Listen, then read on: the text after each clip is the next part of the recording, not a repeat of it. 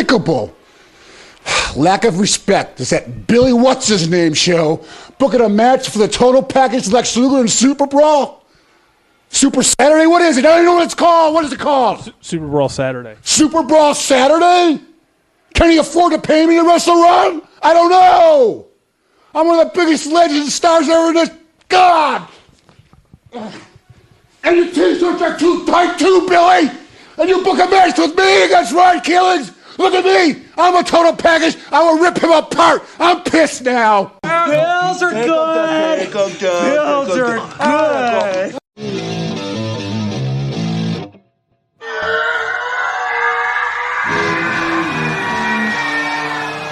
Top of Wrestling with your hosts, OGM and the Professor. Good shit. Late to every episode. Late so much, I'm going to have to buy you a pregnancy test. Bob Roode. I want to be a podcaster. Yay! His mama named him Kenta. I'm going to call him Kenta. Dynamite drop in, Monty. That broadcasting school is really paying off for you. You're so high you don't even know it. Ahoy, my boy. You ready for a Scotch ad? We don't know anything about him. The only thing he's got in his wallet is a bunch of names of whorehouses. That's Flair. Probably look like Jim Duggan digging the tape out of his crotch. Benoit, enjoy my wife. That's a bold statement, Cotton. Oh my God, mine just stopped recording. No, we're good. We're still recording. What a dick. I'd cease and desist me. I'd cease and desist me hard. I need a minute to recover off that. What kind of game is it? War Games! Let a war game! You're our impressionist. Yeah, I know. That's the only thing I said in the last half hour. Bark like a dog. Oh, jinx. Holy shit. How did that actually happen? Here we go.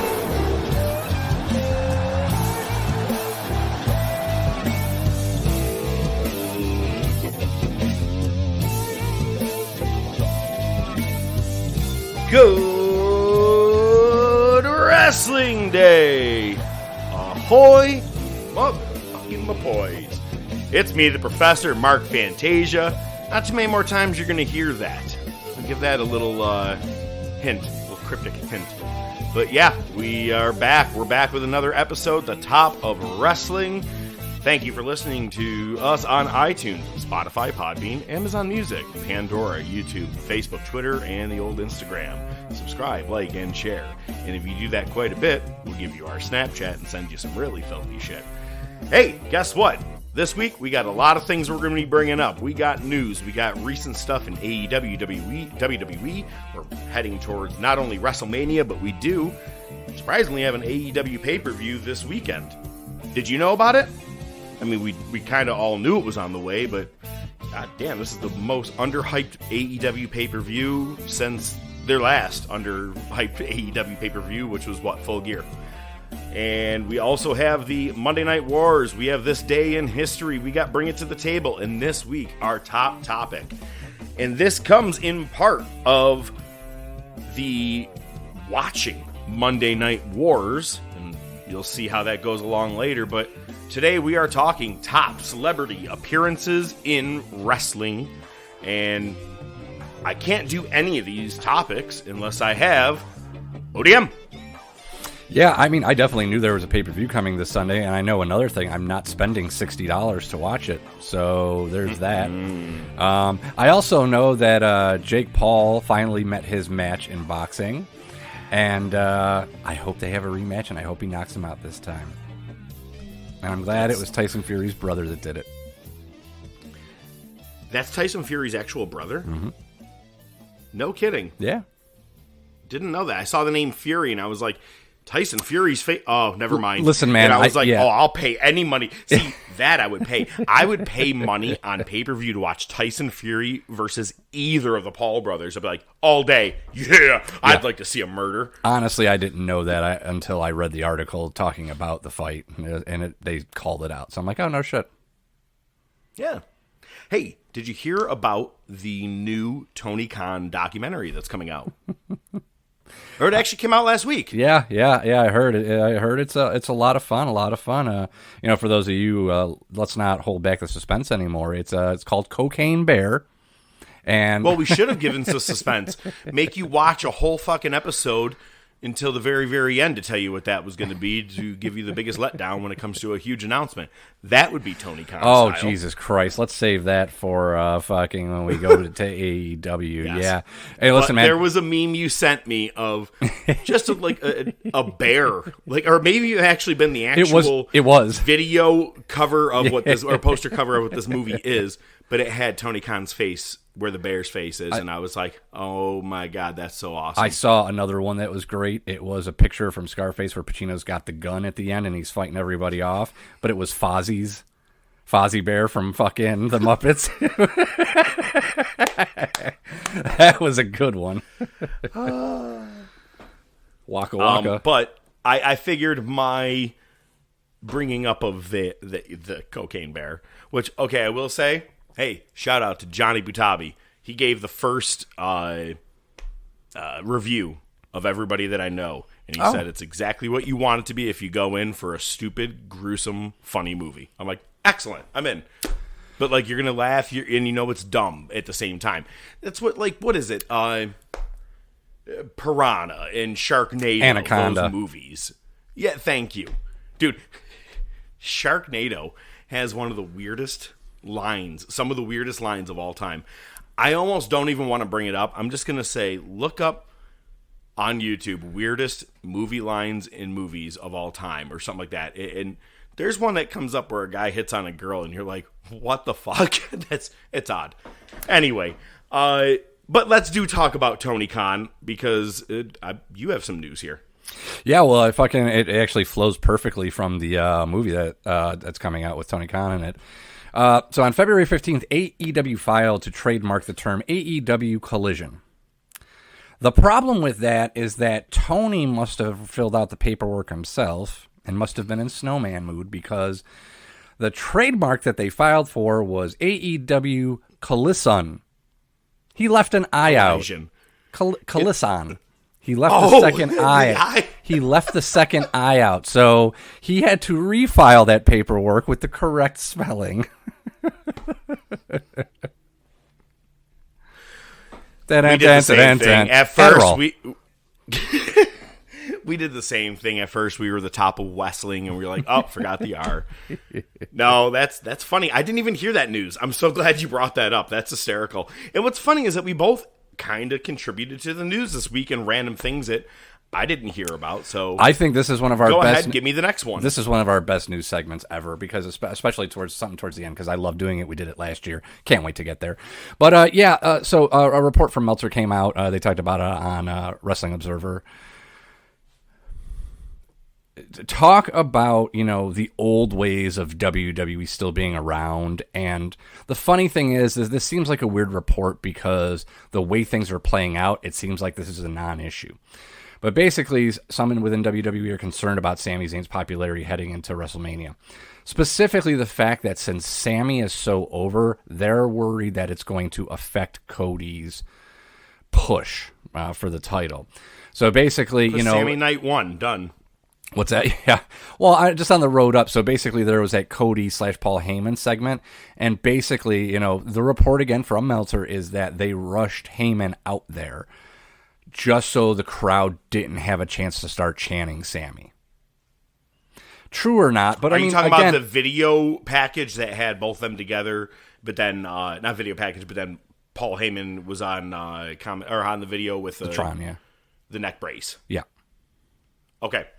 So, I don't know if you were talking about 2 weeks ago or this week. Okay, right. Well, actually, yeah, that's a good point. I'm pretty sure it was the Tron segment, but I mean, I don't know that that's a problem, because the way they're playing this out, and again, I got to give some props to Cornette, because he's the one that laid it out, and as usual, I gotta be on the same page with him. Is the way they're booking it's that Sami and Cody are on the same page, and Sami's like, fuck it, I missed my shot, but Cody, you're gonna take care of it, and we got your back. I kind of called this. I kind of said him and Owens are just gonna make sure that they don't fuck with Cody, and that it's an even, fair fight. So, it's funny. There's going to be multiple times this week I'm referencing other people. Eric Bischoff said he likens Sami Zayn to the rise of what DDP had in WCW. DDP was a heel and was anti, against NWO and, WCW. He's just a guy in his own, right? It's kind of, Yeah, before that he was feuding with Johnny B. Bad. Exactly. Yep. And with all of this, and then the crowd is what really started to get into him. It was mainly that diamond cutter, but it was also I'll fucking fight anybody. Whoever wants to get in my face. I'm a street thug, right? That's kind of what DDP's persona was. People always used to compare Austin to Goldberg. We've said this before. DDP is really the better comparison to Austin. Oh, absolutely. I've actually always believed that. Yeah. I thought they were more the side-by-side at different times, but in, longevity of where how they got there, yep. Now, that being said, the absolute best, highest peak cheering rise of DDP is what we're watching right now. Oh, hell 97, early 98. Mm-hmm. Yeah. When he got to the World Championship, you remember he's the one that fought Goldberg at Halloween Havoc, and then he didn't even win, right? Goldberg was still keeping his streak alive and everything to go. DDP didn't win the championship, I feel like, until mid-99, 2000, something like that. So mid-99, I believe. David Arquette bullshit. Yep. So, if you want Sami Zayn to give you what you want, the big pop at a big night at WrestleMania, it wasn't to happen. And look at, I'm giving there's my want in one hand and think what is right in the other. You know what I mean? Sure. See which one's going to fill up first. But I wanted Sammy to win at Chamber only because I just like him and I wanted something different, a good pop. Though I do know for business, Roman can't lose to a Sami Zayn. I think storyline-wise would have been a great idea if you put it at WrestleMania and Cody was never involved. If Sammy came out, won the Rumble, we're good. Mwah. Kiss it goodbye. We're done. We don't have to worry about shit. But that's not where we're at. So where we're at right now, I get it that people are like, well, what about Sammy? I mean, he's pretty over. Okay, then do the right thing for the next solid year, and at WrestleMania 40, you fucking put Sammy over. That's all you have to do. Or maybe SummerSlam. I don't know. You put him over as a champion at SummerSlam. He defeats Cody.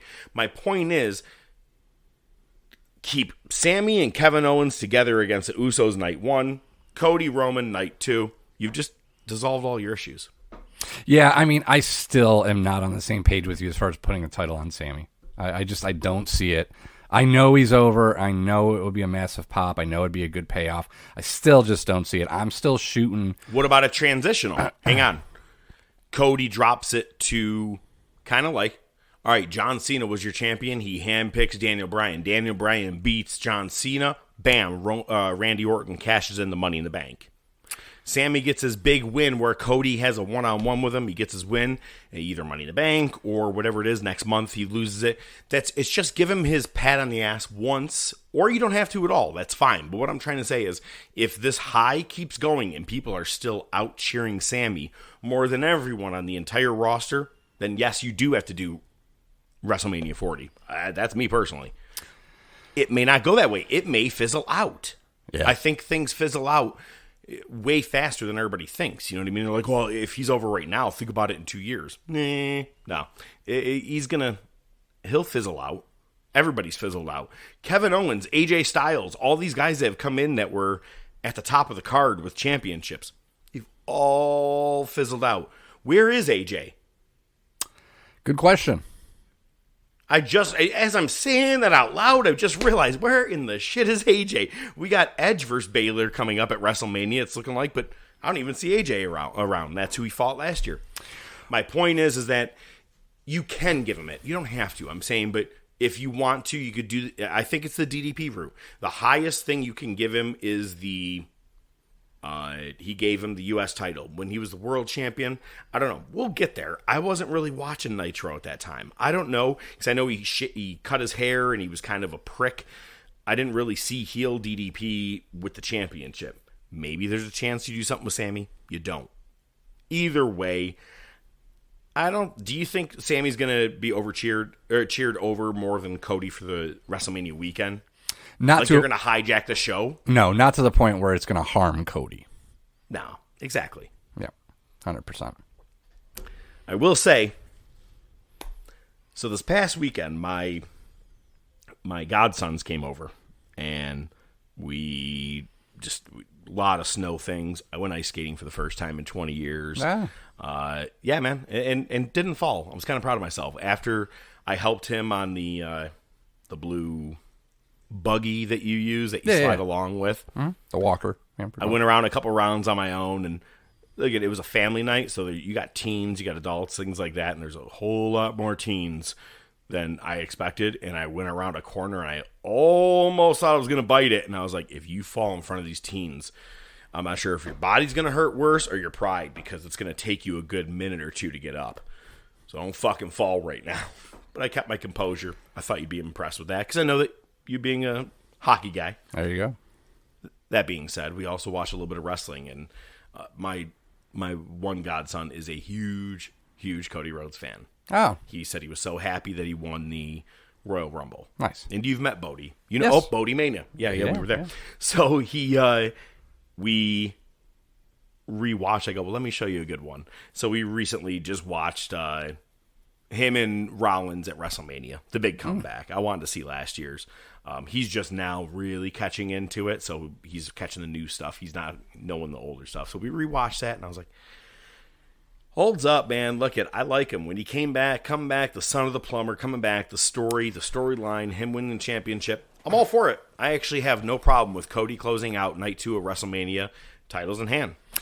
Yeah, I mean, I think I've said this already, but, I'm not one for shying away from repeating myself. You could argue that what he's doing in WWE now is exactly what he was trying to do in AEW. The difference is that AEW couldn't support it. He didn't have the supporting cast. And he screwed himself by the first pay-per-view. And he's he had too much freedom. If I lose this, I'll never do a world title shot again. Right. What? And he had too much freedom to craft his own booking to a certain extent. I'm sure he has a hand in his booking in WWE to some extent. But I think WWE is just more conducive, because the thing is, we all cheered for Cody when the promotion started, and it didn't take long for us to be like, get the fuck out of here. And then he shows up in WWE, and we're immediately all in again. Pun sort of intended. Wow. Ooh, impressive. I was like, look at that one. No, I'll be honest with you. I've never said I hate Cody. I thought he was weirdly pushed in Dynamite or AEW. And it was like, it just didn't seem right. But at the same point, it's because he got pigeonholed. I think, to be honest with you, he may be the only EVP that was like, nah, I don't want to be in the spotlight, man. I'm good. Put me in the TNT role area, and that's it. Right. He could have very well been in the World Championship title picture for a very 100%. long time, 100%. and I would have been fine with it. Yep. And he was out in 2 seconds. A good match against Jericho, busted his eye open on the ramp, and that was it. But I don't know, man. I'm behind him. I've always liked him since day one when he tagged with Hardcore Holly, then to Legacy. Stardust, I may have been like, I'm going to maybe skip out on this for a minute here. But I like Cody. So if he ends up closing Mania, I'm good with it. And what's great about that is just a couple of weeks from today, or just about, we're going to be talking about our own WrestleMania 39 predictions. We're going to be getting there, man, and what is going to happen. You know, there's talk that Triple H is looking to have shorter match numbers. Yep. Like, so meaning like everybody can have a good storytelling match, 20 minutes if you need to, 30 minutes if you need to. Less bullshit this year. And I'm like, oh, you just got my interest. Maybe if you go back to, I'm fine with an 8 to 10 match card night if you do it on one night, or 8-ish at best. But yeah, I don't like 2 nights. You're ruining my weekend. Yeah, it's too much of a commitment, man. And then trying to get back, even if you're like, well, I'll go back and watch it. Okay, so you're going to avoid spoilers and try to find the time to watch it? By Monday, yeah. Exactly. Especially when we record on Mondays. Exactly. So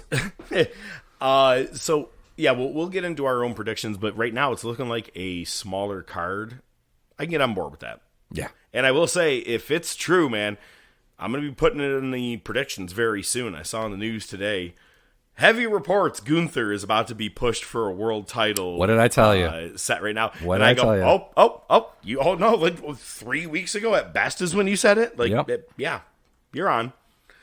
So I'll go into some of the things that I've brought on here. Two things is that just so WWE cannot take Kenny Omega, Tony Khan said, because, there's been reports, and I think we touched briefly on it last week. And I'm like, I don't think he's going to go there. We said it in passing, yeah. But sometimes cocaine's a hell of a drug, or Adderall's a hell of a drug, and you get a little paranoid. So Tony said, oh my God, you know what? Kenny was out several months in this year and the year before with injury time, and Tony is now tacked on injury time to Kenny Omega's contract, which would have been coming up pretty soon, like February, I think. I'm sorry, not February, like end of March, early April. Yeah. So he did what, and this bothers me. I said it earlier off air, and I'm going to have to repeat myself now. It's the WWE to Brody Lee bullshit. Mm-hmm. Tony claims to care about the guys, care about everybody, but now you are using Kenny as a fucking pawn in this war, which, I like how everybody's like, there's no war. There's a fucking war, okay? You guys are all at odds because you all take blows at each other weekly on your shows. And look at this. Now you're saying, I don't want to let Kenny Omega go. If he wanted to go and WWE promised him 5 straight years with the World Championship, Tony's like, nah, I'm good. Right? Yeah, So he's tacked on. It actually pisses me off. I hate that they do that shit. So Cornette mentioned something, and I thought it was interesting, or it might have even been Brian Last, but it was on Cornette's show. So basically what it was, what are we talking about here? Because remember, he has 2 roles. So did both contracts expire? Is only one getting extended and the other isn't? Do they expire at different times? Because he's an EVP and a talent. So I would think that he has 2 contracts. Just something to think about. Tony's probably dumb enough to have done them on one. Yeah, probably. Well, speaking of Kenny Omega, and look at Kenny saved Larry the dog. Let's not forget about that. When there was yelling, screaming, people getting punched, kicked, buildings on chairs fire. He grabbed the dog and ran out of the room. But, speaking of him, the common words lately is CM Punk is a cancer to a locker room. As we've heard from, Seth Rollins kind of reiterated what he thought that Jericho said. Mark Henry on Busted Open's podcast said he's not a cancer. He's highly opinionated, but he's good for business. He does things and goes out of his way to do things that others don't see on a regular basis. He's good for the business. Thank you. Yeah. And what made me kind of get into that is I recently decided to check out the media scrum like I'd never seen it before. And that's someone he even mentions is Mark Henry. You got great minds on hand weekly. Yeah. And all Mark Henry does is go, it's time for the main event. That's all he does weekly. Yeah, I mean, he does. I mean, it's cool because it's something we want to hear. The problem is how much of it is just him towing the company line. I want to believe that he's telling the truth, and I have no reason to, think otherwise, but, We're going to get into our own predictions for Revolution 2023. That is this coming Sunday night, you fuckers. Sunday. Yeah, that makes it even more I don't want to watch it now. I'm like, at least the Rumble was on a Saturday, man. At least Chamber was on a Saturday. You're killing me on a Sunday night. It makes me not care as much. Because AEW likes to go 4 full hours. I'm not watching something till midnight on a Sunday. Sorry. Got a job.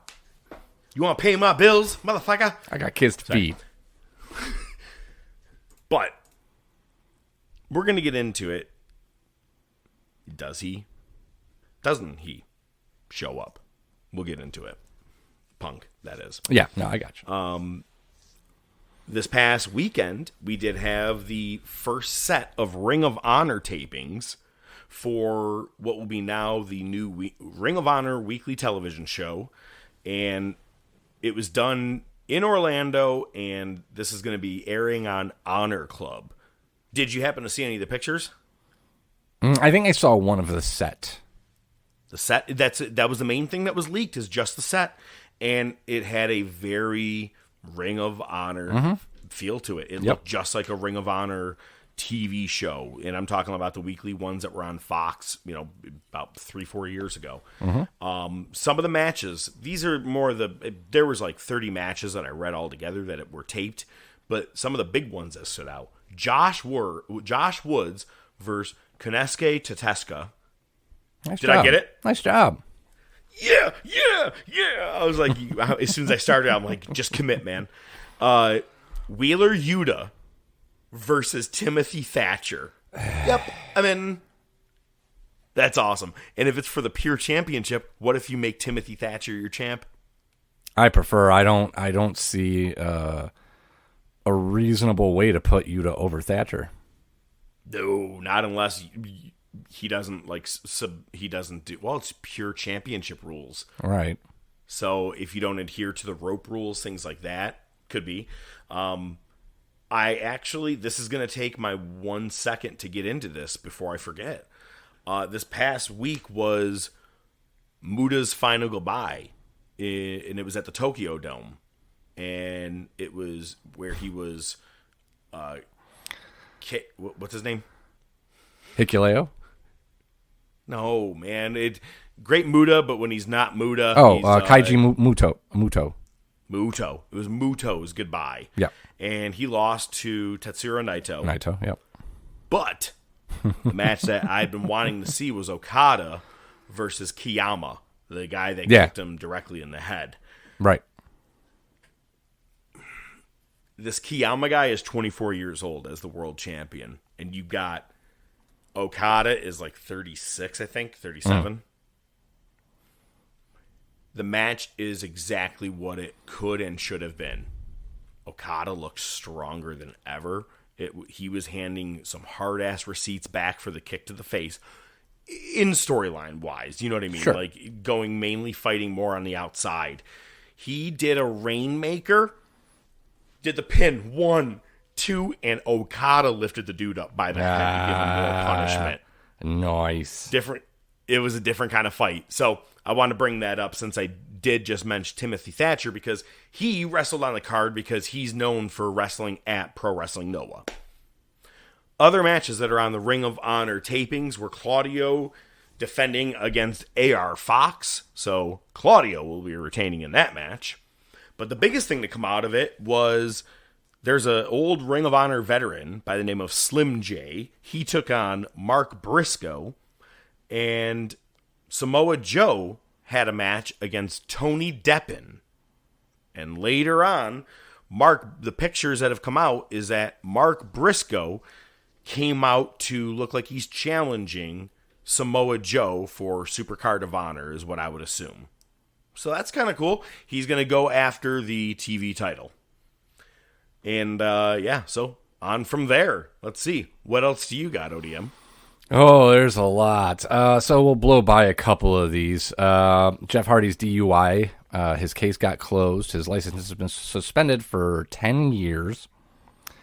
He has to have an interlock system on his car for like 2 years. I think he has to go through substance rehab. There was a bunch of other stipulations, but sounds like he's somewhat cleared to go back to wrestling, because as part of his court order, he will have to go to rehab again.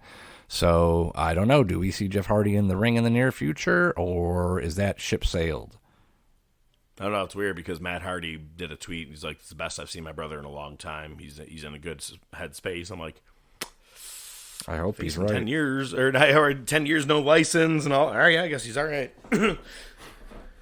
All right. All right. What else? Oh, I do see that Yuji Nagata won the AJPW Triple Crown Heavyweight Championship title. Yeah, I just thought that was interesting because I was like, I didn't even know he was still fucking wrestling. We've been watching him for fucking weeks now and for months now.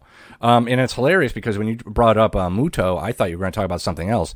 I believe it was right after that match with Naito. He had an impromptu retirement match with Masahiro Chono. Oh my God, I forgot to say that too. You're right. And I don't speak Spanish. I didn't know what the fuck was going on. And all of a sudden the ref is in the ring. Chono's wearing head to toe black, and he's like, and I'm talking like a black dress shirt and pants. He's like, fuck it, let's wrestle. And I go, what? Yeah. And Chono submits him with like the STFU or whatever that, you know, everybody names that. So STF. Very, yeah. I went the Cena route, but Yeah, you're right. I forgot all about that. Thank you for crazy. bringing that up. Yeah. I had to get a laugh. Nagata looks like he's in rough shape. Maybe he should just drop that title and go away. But hey, whatever. Do what makes you happy, right? If you can do it, do it. So, Flair thought he could, but listen, I watched. I watched him die and come back to life on a TV recently. I'm trying to forget that. So, So a quick report from Bloomberg. They have reported that Vince McMahon has set the benchmark for his asking price for WWE, and it's $9 billion. Okay, good luck. My question is that to inherit all of the, if you think about like $9 billion, you got all the wrestlers' contracts, your TV contracts, things that you're involved in. Is that kind of like what the worth of it is? I mean, where do you get $9 billion from? That's probably just what he wants. And the thing is, I think the Saudis are the only ones that could legit just front $9 billion. Everybody else, they're gonna be in debt for years, Cash. trying to. Yeah, they're gonna be right. So some of it's a little bit red, but take a head you want off. Which one? Let's move on before I make this. Let's move on. The thing that I'm looking forward to the most, because I love listening to your reactions when I did this last year. I can't wait, because most of these haven't even fucking changed, so unfortunately you probably won't get the same pop as we did last time. But the Wrestling Observer Network, or News, 2022 awards have been released. You have your category. I remember doing this last year, Yep. and I will say that I have only seen one.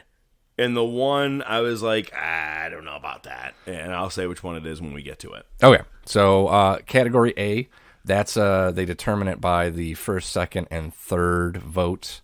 And they get points respectively, 5 for a first place vote, 3 for a second place, 2 for a third place vote. And they're pretty much your big categories. So, Wrestler of the Year. I'll let you guess. Shit. Let's see, wrestling. Seth. Jesus. Probably they're gonna say. Man, not Danielson. I don't know, man. I'll give you the choice if you want to say who you think it should be or who you think. How about you just give me the 3 choices that they did, and I'll just have tell the you which winners. one I think it is. Oh, okay. I think Roman. Moxley.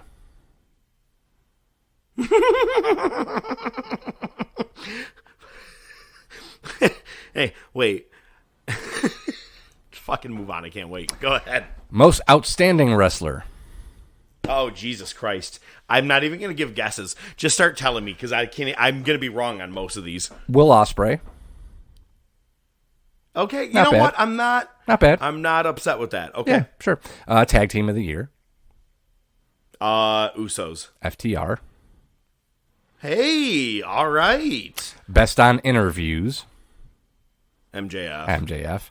Promotion of the Year. Which I got to say, man, I would give that to Sami Zayn. MJF took a lot of time off. Sammy was on every week, man. Sure. I'm saying, just Sure. What was the next one? You said? Promotion of the Year. By AEW. Yep. Best Weekly TV Show. Dynamite. Yep. Pro Wrestling Match of the Year. Wait, I'm sorry. Did Dave Meltzer rate these? Well, I mean, people voted on this. I don't know if every person was Dave, He was there. Dave M, Okay. Dave Meltzer, Dave Seltzer. Dave Alka-Seltzer.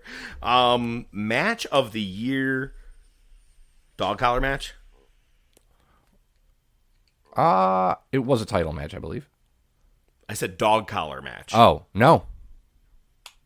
Oh, geez. What was it? Okada Osprey. Yeah, it was a good one. Wait, did they say where? Tokyo. In August. No shit. Yeah. Oh, in August. Okay. Yeah. That was a good one. Yeah. Would that have been Dominion? No, In August was I don't know their schedule. no, that was the end of the G1 climax. There you go. Okay. We're going to whip through this one real quick. So this is category B awards. This is just first place votes. All right. I am going to skip through a lot of these. Best box office draw. Does that mean wrestling wise, or was there like if they had movies? A person. Out, I swear to God. Best draw. Punk? No. Moxley? No. Who? Reigns. Yeah, okay. No, okay. All right. Feud of the year. Anything with the bloodline? Nope. Then it's wrong. But what is it? FTR and Briscoes. Okay. I'm not wrong. I'm not mad about that. Right. Most improved.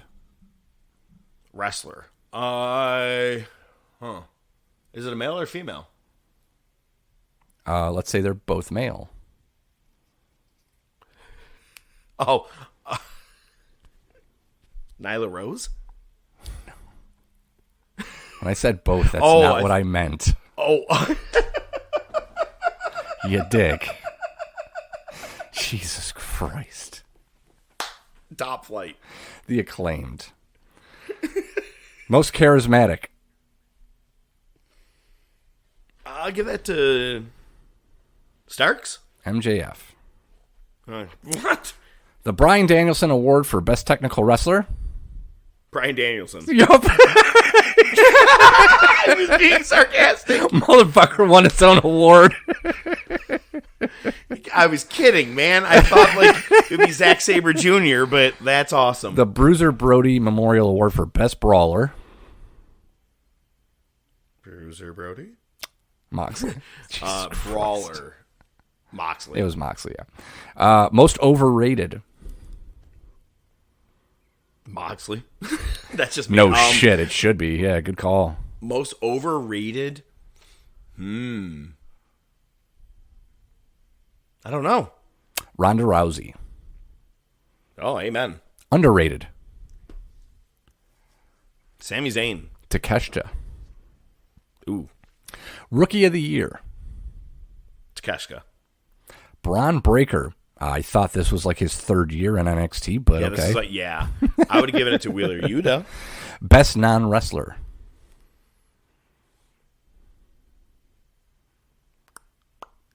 Paul Heyman. Yep. Best television announcer. I don't think you're going to get this. Is it a name I even know? Is it on Raw? Oh, yeah, you definitely know the name. Yeah, I don't even know where this person is right now.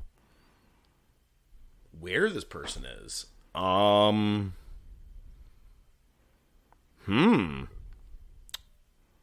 Graves? Kevin Kelly. Oh, he's Ring of Honor, but he hasn't done anything. He's done like 3 shows all year. Worst announcer. Oh, wait, no, Kevin Kelly does, what am I thinking? He does Impact. a lot of New Japan shows for... Oh, does he? No, New Japan for English. He's the English commentary. But I can't take it because he bothers me that every time Naito goes to do Destino, he's got to go, Destino! All the way through 1, 2, 3. And if he doesn't get it on the 2, don't worry. When he goes to do Destino number 2, he's going to go, Destino! Nope. It's not soccer, my man. Yeah, you should get 1. Worst announcer. Ooh, Jim Ross. Corey Graves, which I don't know. That's the second year in a row he's got it. I don't think he's that bad. I don't get it. I don't either. Most disgusting promotional tactic. Wow. Man, that could be a lot. I mean, shit. Could be, no, the DUI case was done. What company was it? WWE. WWE. Mortal Tactic? I don't know. Maybe Mysterio's? Vince McMahon appearing on television for a crowd pop after sexual misconduct allegations came out.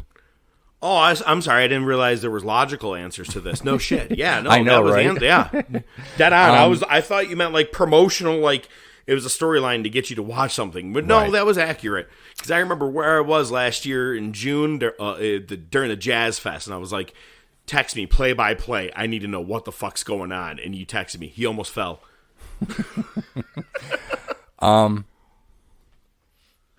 Let's see. Promoter of the year. Khan. Best That's Booker. the one I saw. Best Booker. Khan. Yep. Best Gimmick. Jesus. Khan. Sami Zayn. Oh. And then this one I liked. Best Pro Wrestling Documentary. Man, I didn't see any this year. Have we talked about this one? I think I've brought it up.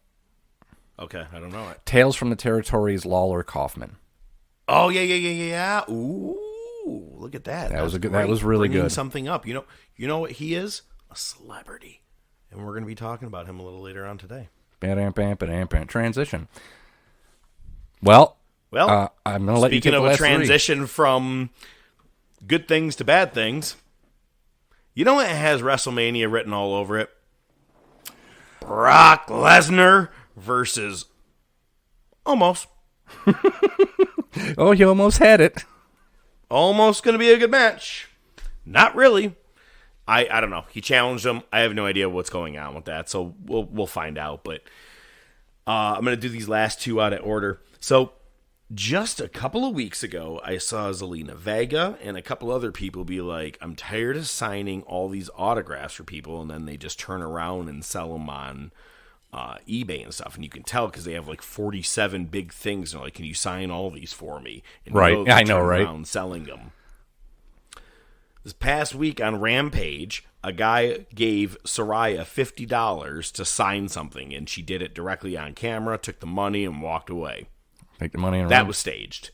That had to be fucking staged. You know that she was like, someone backstage was like, since this is going on so much recently, let's show that people are so willing to get a signature that they'll pay for it. Right. Wasn't there one with like Rey Mysterio too, saying he wasn't allowed to do an autograph? There was just a story about that shit too. Like they were in a store. He doesn't do anything. He tries not to do anything out of mask. That's for sure. Yeah, and he wasn't wearing his mask. So yeah, that's right. That yeah, was- so that yeah. was part of it. Okay, never mind. I'm conflating two different things. Anyway, moving on. Well, this is one of my favorite things to hear. I heard it on Wrestle- Cornet. Oh my God. So WWE is being sued because there is a person who attended WrestleMania, apparently did not buy a ticket, Right. but was an attendee, an invited person who went to WrestleMania 38 in Dallas, night subject to be found. I'm not sure which one it was, nor do I think it matters. No. And is suing WWE for loss of hearing because of the pyrotechnics. Can I say something? Please. This motherfucker not only should have this tossed, he should have his ears cut off.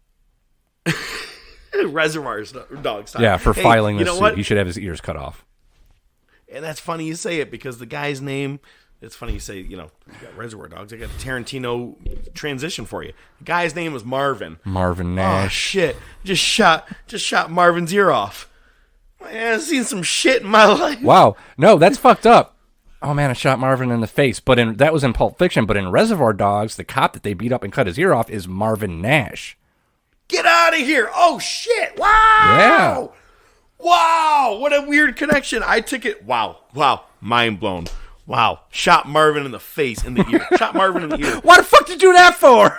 I don't know, man. The pyrotechnic must have hit it like a speed bump or something, man.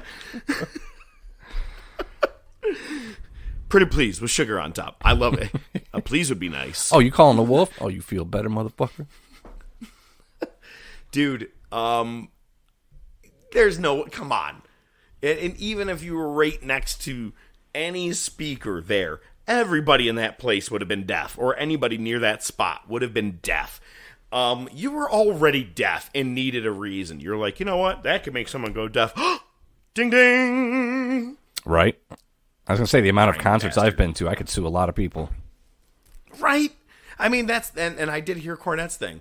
You think about concerts, baseball stadiums, basketball, they don't do it as much inside basketball, but like places all over the place, especially concerts. I mean, you go see Kiss, you know that you're about to be deaf from all the bangs from the fireworks. I mean, that's what you would go for, not for the music, certainly. I want to get deaf on the... All right, let's talk about last week. We had Raw, Dynamite, and SmackDown, actually in that order. I would tell you stuff about Rampage, but I don't give a shit. Yup. So, in the main event, I thought it was pretty interesting that my attention was really drawn in. I was like, I know Austin Theory's not going to drop this title to Edge. I know it. But, what if, just what if Edge wins the title? He wants his rematch. Cena comes in, triple threat. I don't know why. I just wanted something different. You know what I mean? I don't know.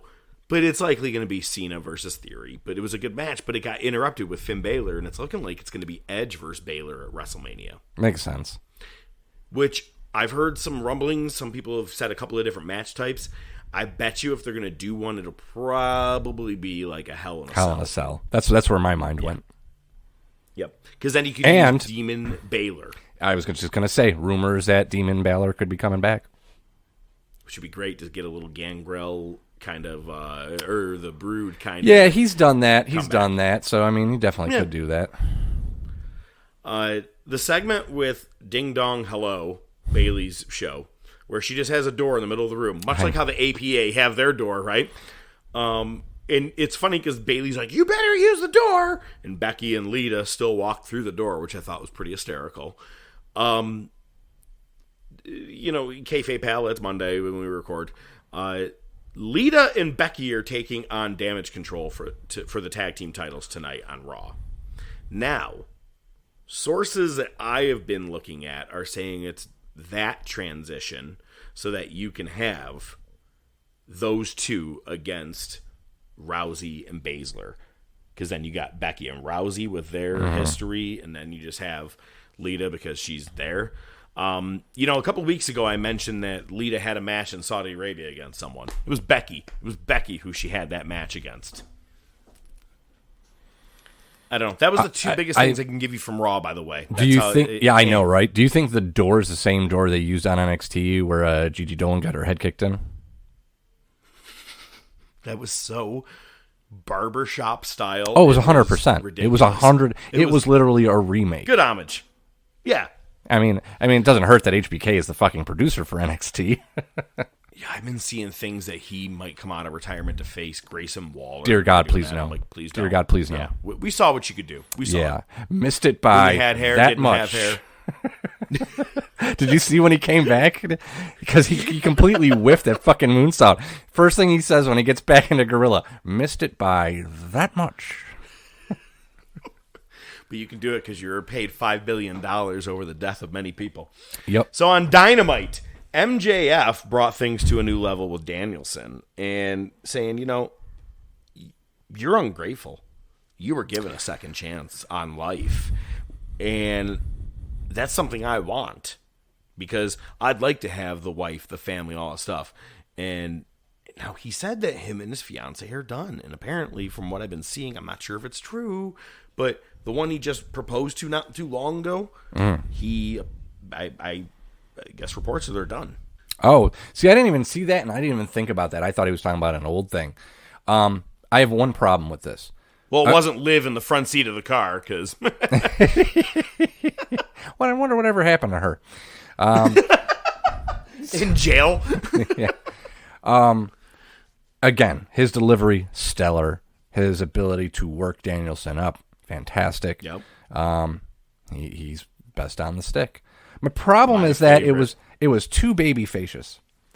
You're taking it for granted. I didn't have that. I don't have that. I traded all in for that. That's a baby-face promo. Even if you spun it around at the end and.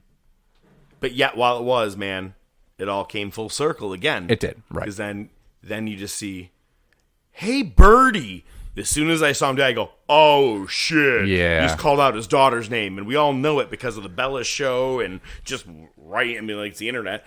But that was pretty I was waiting up to move. Yeah, I was waiting to say something about his wife. I was waiting on that. Oh, that would have been great. So, oh, God, it would have been so good. You're better than your sister. I don't know. Anything would have been awesome. And, of course, last week, there was a huge, gigantic, come-in-your-face, the most exciting thing you'll ever hear in your life. Like the guy on that South Park-looking guy downstairs on the computer. I was thinking about. This is the announcement we've all been waiting for. And Tony was so riddled up that he couldn't do it on his own. He said, here's Adam Cole to give you the second announcement. I had him do Forbidden Door, and now I'm going to have him do our new reality show. And don't worry, you're going to get to know much more about me and people like myself and Britt Baker and much more of the AEW roster. That's the two he named. That was it. Your first thing is, what am I going to see anything different? Like them just making out? Is that it? And I'm like, are you shitting me? That was your announcement, and you did it at 9:45. You cocksucker. Dude, and it's funny because they broke 1 million views this week for bullshit like that. Because people are like, okay, you got an announcement. Revolution's a couple of weeks away. All right, give me something good. You can't get either of your weekly shows right. You're going to add this nonsense now? Wait, it's even better. That's even better. So, this isn't even their first reality show. Don't forget you had On Top of Brandy, or whatever that was called, and then they had all those other segment things that they've done this before. But if they couldn't get things any more wrong, every year at Revolution, there is a ladder match called the Face of the Revolution Ladder Match. It's on Dynamite tonight. Why? Because we painted ourselves into a corner by saying we're going to have this 1 hour Iron Man match. Now, here is where I have an issue with this. Because this ladder match, although is...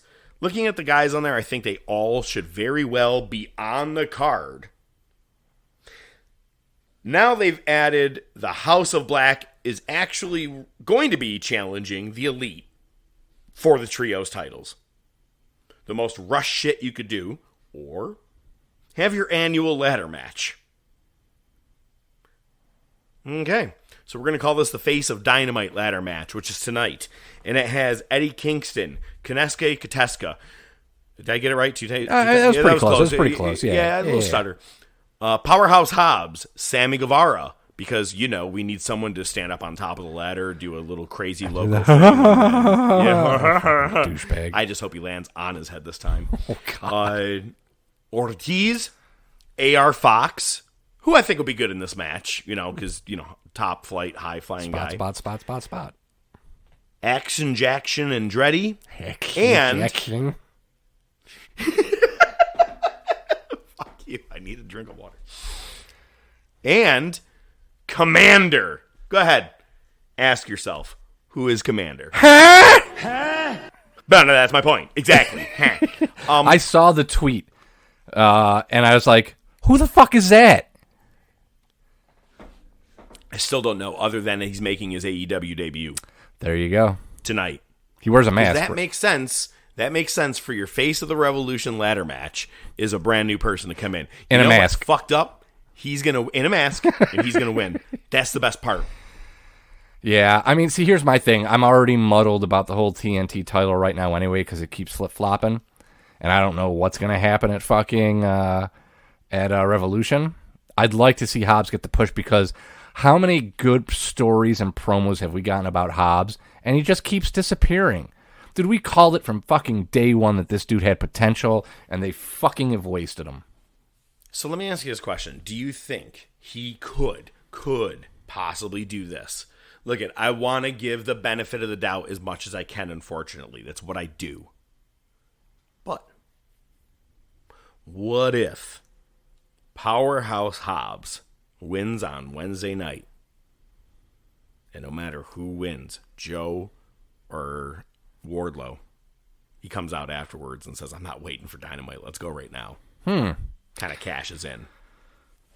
But see, the unfortunate part with that is that Wardlow's kind of in the same boat as Hobbs. Like, he's at least been on TV more. But so what happens? Okay, so Wardlow loses, and Hobbs goes after Joe, so it's heel versus heel. Or fucking Wardlow wins. Oh, he got the title back, and he immediately lost it again. You know what I mean? It's tough. So who the fuck knows? But it's Booker of the Year, so I'm sure he'll figure something out.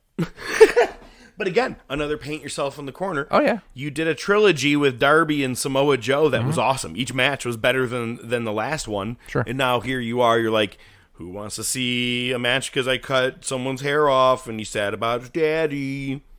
Uh-oh. All right. SmackDown. Sammy still trying to get Jimmy to be on his side. They kind of come to blows, and Jay stood still watching idly by. But Drew on Smocking Tack. Wow. Talking Smack. Jesus. I swear to God, I'm not even drinking. That's the fucked up part. Your mama. Drew says officially he wants Gunther at Mania. So I think what I said was right. I think we may be getting Sheamus and Drew. I think that one day one guy says it. Next week the other one will say it. It sucks because you got a lot of full-time guys, man. The Brawling Brutes have had a pretty strong year on SmackDown. Likely not even going to be on the card. A lot of guys are not going to be on the WrestleMania card. And it's funny when then you can put together an Andre the Giant Memorial Battle Royal. Oh, I'm sure they're going to have one. And your women's, no, from what it's all seeming like is they may not, though. Well, that's from what I'm hearing, but what do I know? But Impact, No Surrender was this past weekend. Did you watch it? No, fuck no. You know better than that. No, I was just you put the notes in here. I was like, I saw I'm they had an event, impressed. so I put the fucking results in there. You should look up some highlights of Joe Hendry versus Moose for the Impact Digital Media Championship. There was a Dreamcast in the ring, several games to be hit by, a VR. It was one of the more jokester-looking matches I've ever seen in my entire life. Better than the zombie match. Still. Oh, God, nothing was ever worse than that. But Josh Alexander still is the Impact World Champion, retaining over Rich Swann, and Mickie James retained over Masha Slamovich. Lakovic. I was thinking about, what is it on Dodgeball? Oh, that's right, yeah. Lady in Red. So we do have AEW Revolution this Sunday night. And again, we have the Trios Championship, Elite versus House of Black. The Women's Championship, well, hang on, we'll go prediction-wise before I blow through all this. Elite versus House of Black. Elite. I want House of Black, but I don't see it being Elite. Ray ain't or I don't see Elite dropping them right now. No. Unless Omega really is leaving. Nah, if he just got injury time tacked on. Texas Deathmatch, Moxley versus Page. I hope they both hurt themselves to death. Yeah, I hope they both bleed to death, yeah. You know what's funny? Is I saw a great meme. It said, if Hangman Page was smart, he would have challenged Moxley to a first blood match. That's awesome. That's fucking awesome. The Women's Championship is a triple threat. We got Jamie Hayter defending against Ruby Soho. And yeah, for $50, I'll do anything. Saraya. Word? 50? I'll be right back. Can you bring the NXT Championship along? So I think Hayter is going to pin. I think Hayter's going to pin Ruby. Oh, God. You know what? I don't even fucking care. I don't care. Doesn't matter. Either way, Saraya wins, Jamie Hayter wins. Ruby Soho is taking the pin. That's how this match is laying out. Pretty much. She's probably going to bleed, too. Whether purposefully or accidentally.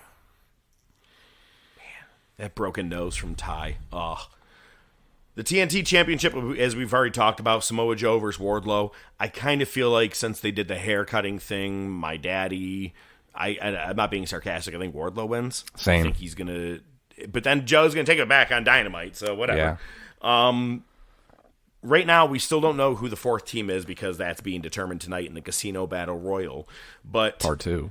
We're trying to push as many new and upcoming stars as we can. And look at the tag team title picture for Sunday night. You got the Gun Club, or the Guns versus Acclaimed versus Jeff Jarrett and Jay Lethal. Jeff Jarrett's my new favorite thing in life now. I don't know why. MJF versus Bryan Danielson. There's no way MJF drops to Danielson on his first pay-per-view title defense. No, I don't see it either. Do we get at the end of it? Look, we got to just talk realness, okay? Mm-hmm. Do we get... I would love to see it. I'd love to see I it. want it so bad. Yeah, same here. The But fact that he was at a wrestling show. Yeah, I just don't see it happening.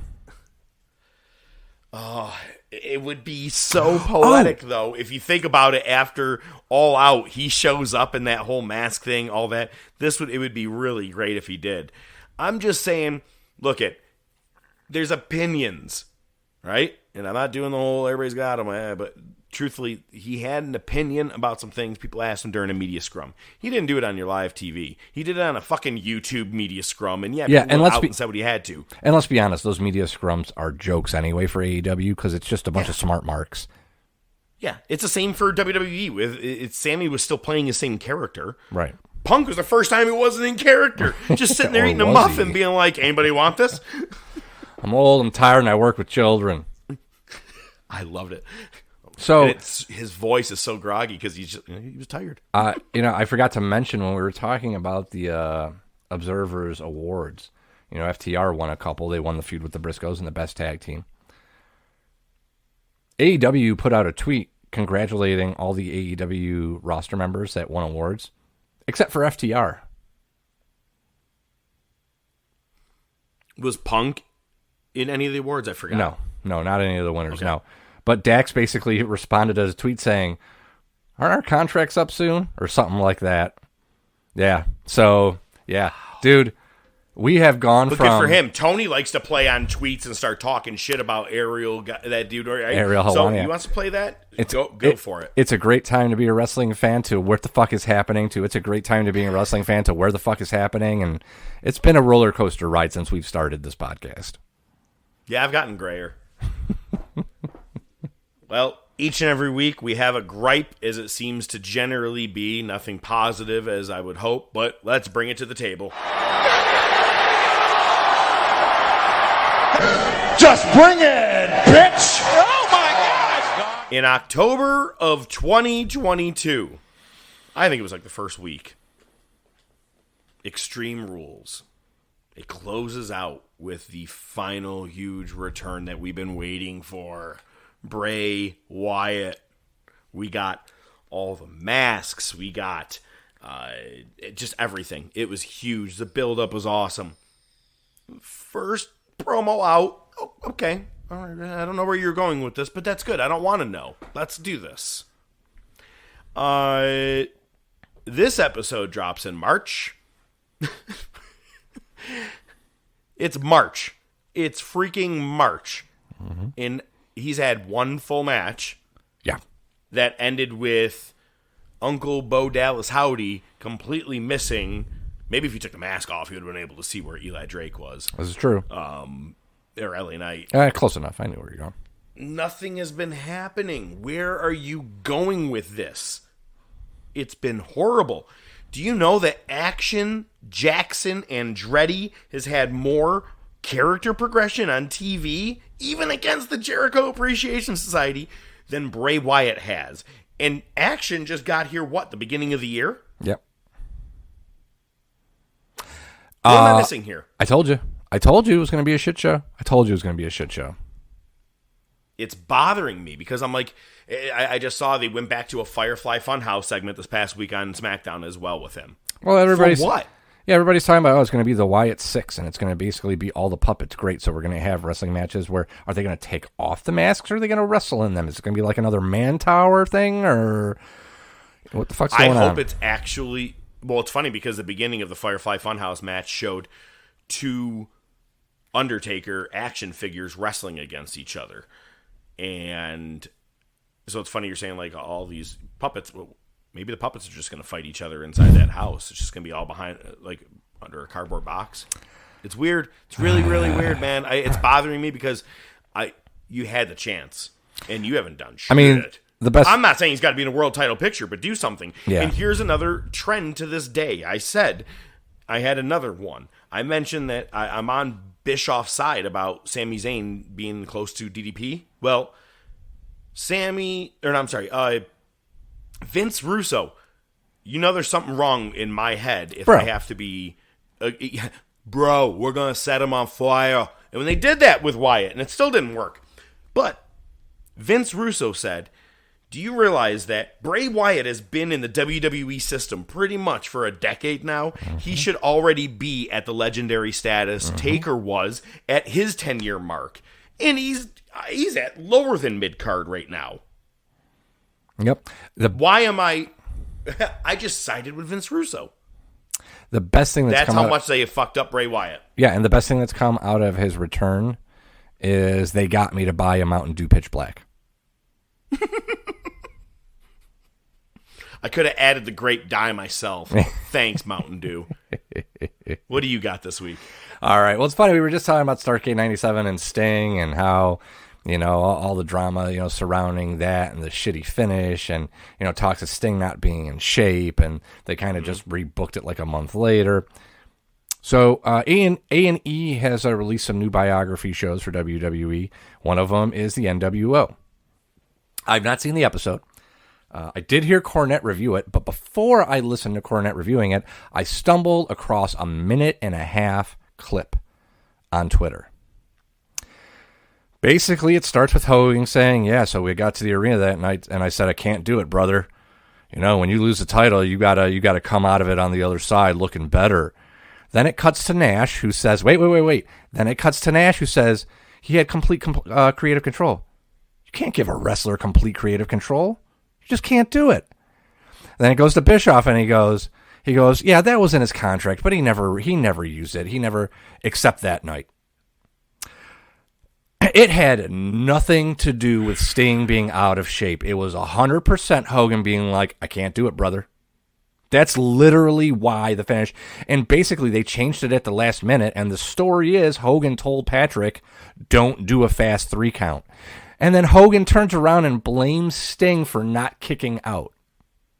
Because he was expecting a fast count, and he didn't get a fast count. It just pissed me off. Yeah. So, fucking talk about whitewashing fucking history. Wow. Well, and we said it, man. You watched the match. I'm like, it wasn't bad. Sting looked fine. He looked like he was wrestling a fucking match.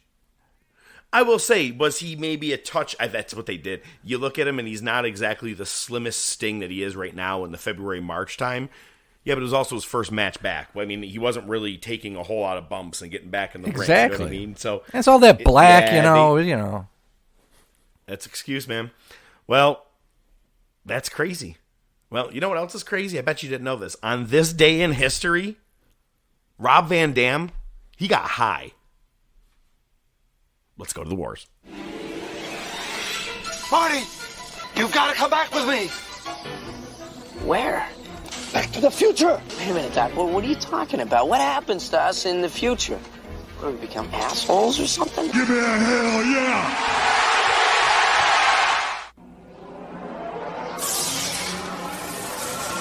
You want a war? You're gonna get me. Mick Foley is going to win their world title. Has been paid for by the New World Order. Come on, Vince. Step into the ring. My God, the battle lines have been drawn! D-Generation X invades WCW tonight! Austin 316 says I just whipped your ass. Have a nice day! We got you! Oh yeah!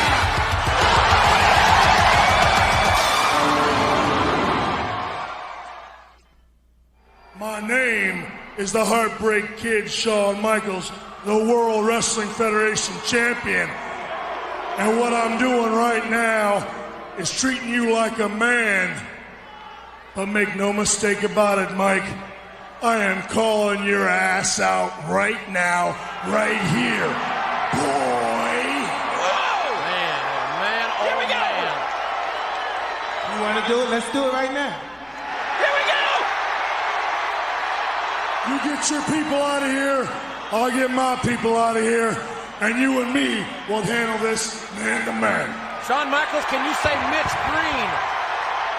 Shawn Michaels and Mike Tyson are fixing to tie it up! Uh-oh. What's he gonna do now? What? Hideous power. Whoa! It's The Undertaker! I will walk straight through the fires of hell to face you, Kane. And when you look into the eyes of your older brother, you will understand why I am the most feared entity in the World Wrestling Federation. You will understand why I am the reaper of wayward souls. Hold on 1 second, Macho.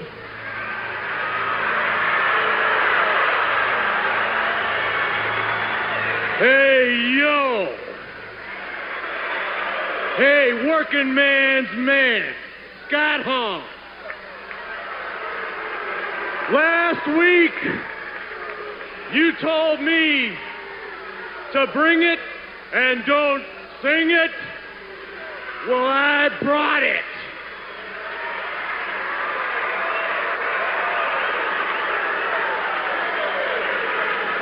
Survey says, Scott Hall, you're dead. I like that survey. Can you believe that this man is Macho, brother. For the last 16 months, every time I looked up and saw Hogan's face, I saw your face. I don't forgive, and I don't forget. Tonight, we got business, but there's a problem because I can only do business one way. My way. Huh? Ooh, yeah. You want to do it? Let's do it right now. Man, oh man. Look at you, an uncouth imbecile. You upset. You need to love somebody. You need to just calm down. Again, watching Triple H put his head down and go, oh, motherfucker. Like, you just saw him go, oh, I can't. You need to love people. You too upset, Steve. All right, but that's not even what we're here to talk about. What we're talking about is this past week on Raw, as we've talked about last week, Mike Tyson is going to be here in, I believe it's Cleveland, Ohio, if I'm not mistaken. Indeed. And what I remember the most, why I said let's do it. You want to do it right here? Let's do it right now. They even make a quick mention of it, I believe, at one point. But I want to say right now is this was a good time to be a wrestling fan, because my dreams were coming true as a wrestling fan. Because on SportsCenter, wrestling is now being shown, because everyone's like, did you see what Mike Tyson did last night? He's telling people to suck it now. But he was all over the news, and I'm talking like random news you'd turn on. He was on MTV, SportsCenter, even local TV news. Did you hear Mike Tyson is entering the world of professional wrestling? Dude, I loved this, and it brought me back. And when I rewatched this, I watched minute for minute everything. In some of, especially our big segments that you're going to get into. Huge night of Raw, decent night of Nitro. When you have 3 hours, it's only decent. Yeah, let's do it. Well, like you said, Cleveland, Ohio. We do get a recap of Tyson appearing on Raw initially and his involvement in the feud so far. We open up with DX coming to the ring. Triple H cuts a quick promo on Owen. Shawn Michaels says, well, we're going to go from Owen Hart to Iron Mike Tyson, and I've got an offer you can't refuse. He cuts a promo on Austin, and he says, hey, man, you're going to lace up your dancing boots because you're going to be boogieing to sweet chin music. Glass breaks. Austin comes in, gets in HBK's face. The lights go out. Kane's music hits. DX just powders. Bearer gets on the mic and says, you won't have to worry about WrestleMania because Kane's going to send you straight to hell. They bounce. Austin takes Cole's headset and knocks him out of his chair and says, I don't give a hell if he wants to wrestle. Get me a hot dog and a beer, and I'll sit here and I'll wait. It was at this moment I realized that the announcers are Michael Cole, Jim Ross, and Kevin Kelly. Yep. And I go, where's Lawler?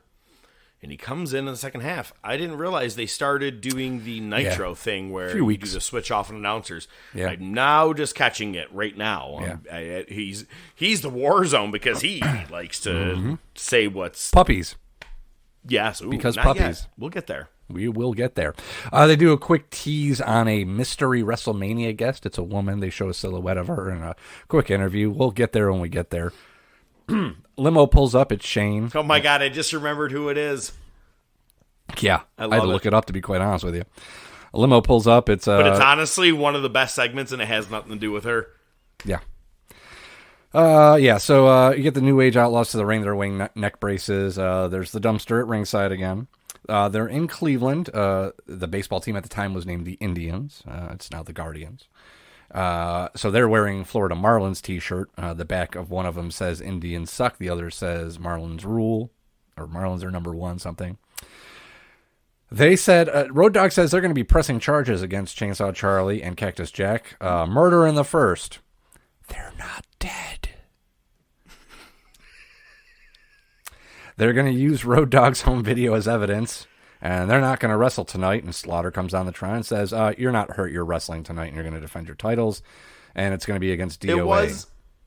It was kind of cool to see their video footage, because as we saw last week, he had the old school camcorder, and he's in Michael Cole's face as they're getting in the car, and then they get attacked. And then you hear a whole lot of bleeping. It was cool. I liked it. Actually, it's continuity. Thank you. Yeah. It wasn't just a gimmick, right? Yeah. Right.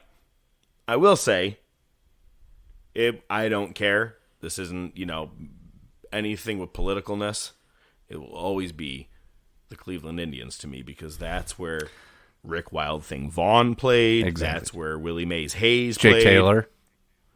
Oh my God, the best catcher of all time. Blew his knees out, but he still got the first. Yep. It's at this point I realized for the first time ever that Skull and 8-Ball are identical twins. What are you, fucking high? Have we met? So, yeah, but that didn't answer the question then, I guess. That was kind of stupid. Really? Yeah. It's DOA. You think I pay that close attention? Other than the other guy looks like Bryan Adams. I know. Bryan Adams, too. Bryan Adams is a fucking chameleon.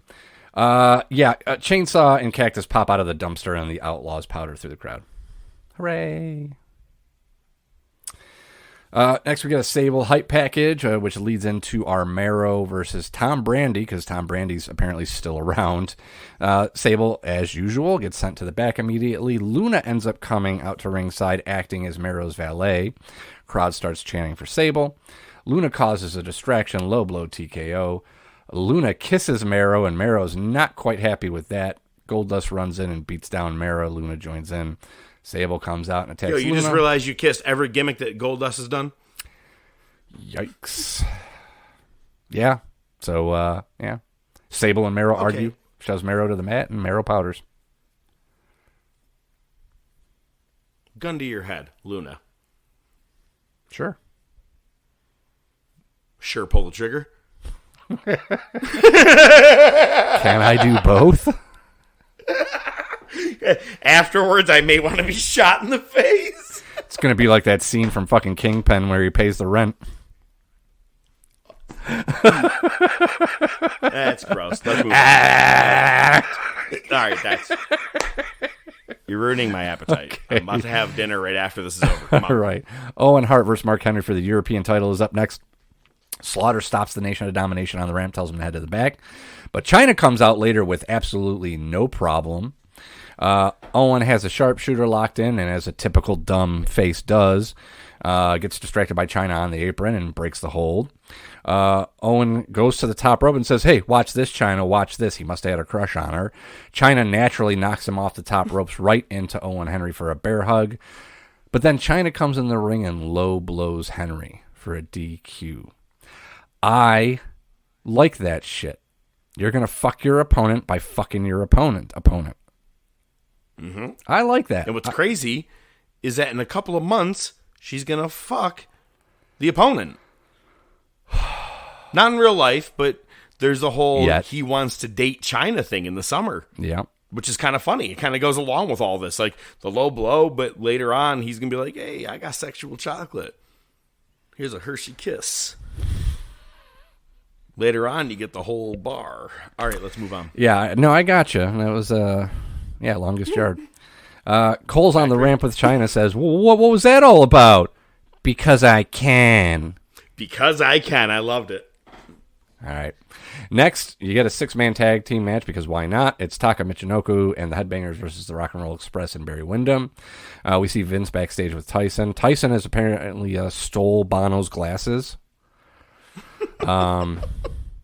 We see a headbang. I thought Headbangers cut a quick promo on the Rock and Roll Express and, "Hey Taka, what do you think about Jim Cornette?" "You jackass!" Okay.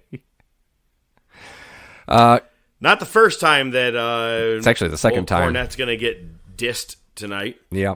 Well, Cornette's apparently fucking up lately because he gets his racket taken away by Thrasher. Cornette gets on the mic post-match, says, "We're going to put the titles up." Oh, my God. "Put the titles up against us next week." And he does. So, again, weekly Cornette reference. And I think I've already done 5, but that's okay. On the podcast, they make a joke out of Cornette's exasperated sigh. Ah! You know what I'm talking about? I do. He does this at the end of his promo. It was fucking great. Ah! All right. Well, let's get into it, man. Let's get to the War Zone because this is obviously the most important part of this show. Vince is in the ring to welcome Tyson to the ring. The crowd is just booing the shit out of Vince. The best part is Vince being Vince says, "Are you the enforcer or is Austin going to enforce his own rules?" And before you ask that question, that's the question. Unquestionably, it will be answered at WrestleMania. So you asked the question, you didn't let him answer it, and then you told everybody that unquestionably the question will be answered at WrestleMania. Jesus Christ, Vince. Then he asks the crowd for some respect. Oh, you're still I'm proud of you, man. You got all that out, and I followed you. I was there. It was a bit much. And then he asks Tyson who's going to win, and before Tyson can say anything, DX music hits. HBK's halfway down the ramp. He throws the bird at Tyson. They're being followed by multiple officials and stooges. And he says, "Hey, I'm not here to disrespect you like Austin did, but I'm calling your ass out right now, right here, boy." Yeesh. And for those of you who don't know, in history, nope, all right. But the crowd popped, right? Oh, yeah. A little bit, and then to hear the real soft, "You want to do it? Let's do it right here, right now. Let's do it now." The crowd was like, "What?" And all of a sudden, Vince goes, "Okay, let this happen." Yeah. But now let's get back to this 4 weeks ago, Austin pushes him. "You ruined it. You ruined it. You ruined everything." Okay, but now it's okay for Michaels. Continuity. I look for that kind of shit. Yeah, no, that's a good call. Everybody gets out of the ring, and they square off from corner to corner. Michaels in his best black turtleneck that he could find. San Antonio casual. Thank you. And Mike Tyson in a WWF Attitude shirt. Yep. They circle around each other a couple times. Michaels, give me it. Go ahead. Give me right here. Go. Give me to the... Or no, I'm sorry. Tyson, give me it. Go ahead. Give me to the chin. Yeah, free shot. And Michaels grabs on to Tyson's shirt, and they do at least a good 2 360s. What's that? 720? Thank you. And finally, when they do this do-si-do, I'm like, is he trying to figure out the... I was thinking he was trying to get a handle on the shirt. Yeah. But how it rips, I got to assume he had, like, rips in the shoulders. Oh, yeah. In multiple spots. It was gimmicked. One little pull and the thing just went... It was the most, like, easily ripped shirt I've seen. Go back to what they did in, SmackDown right after War Games.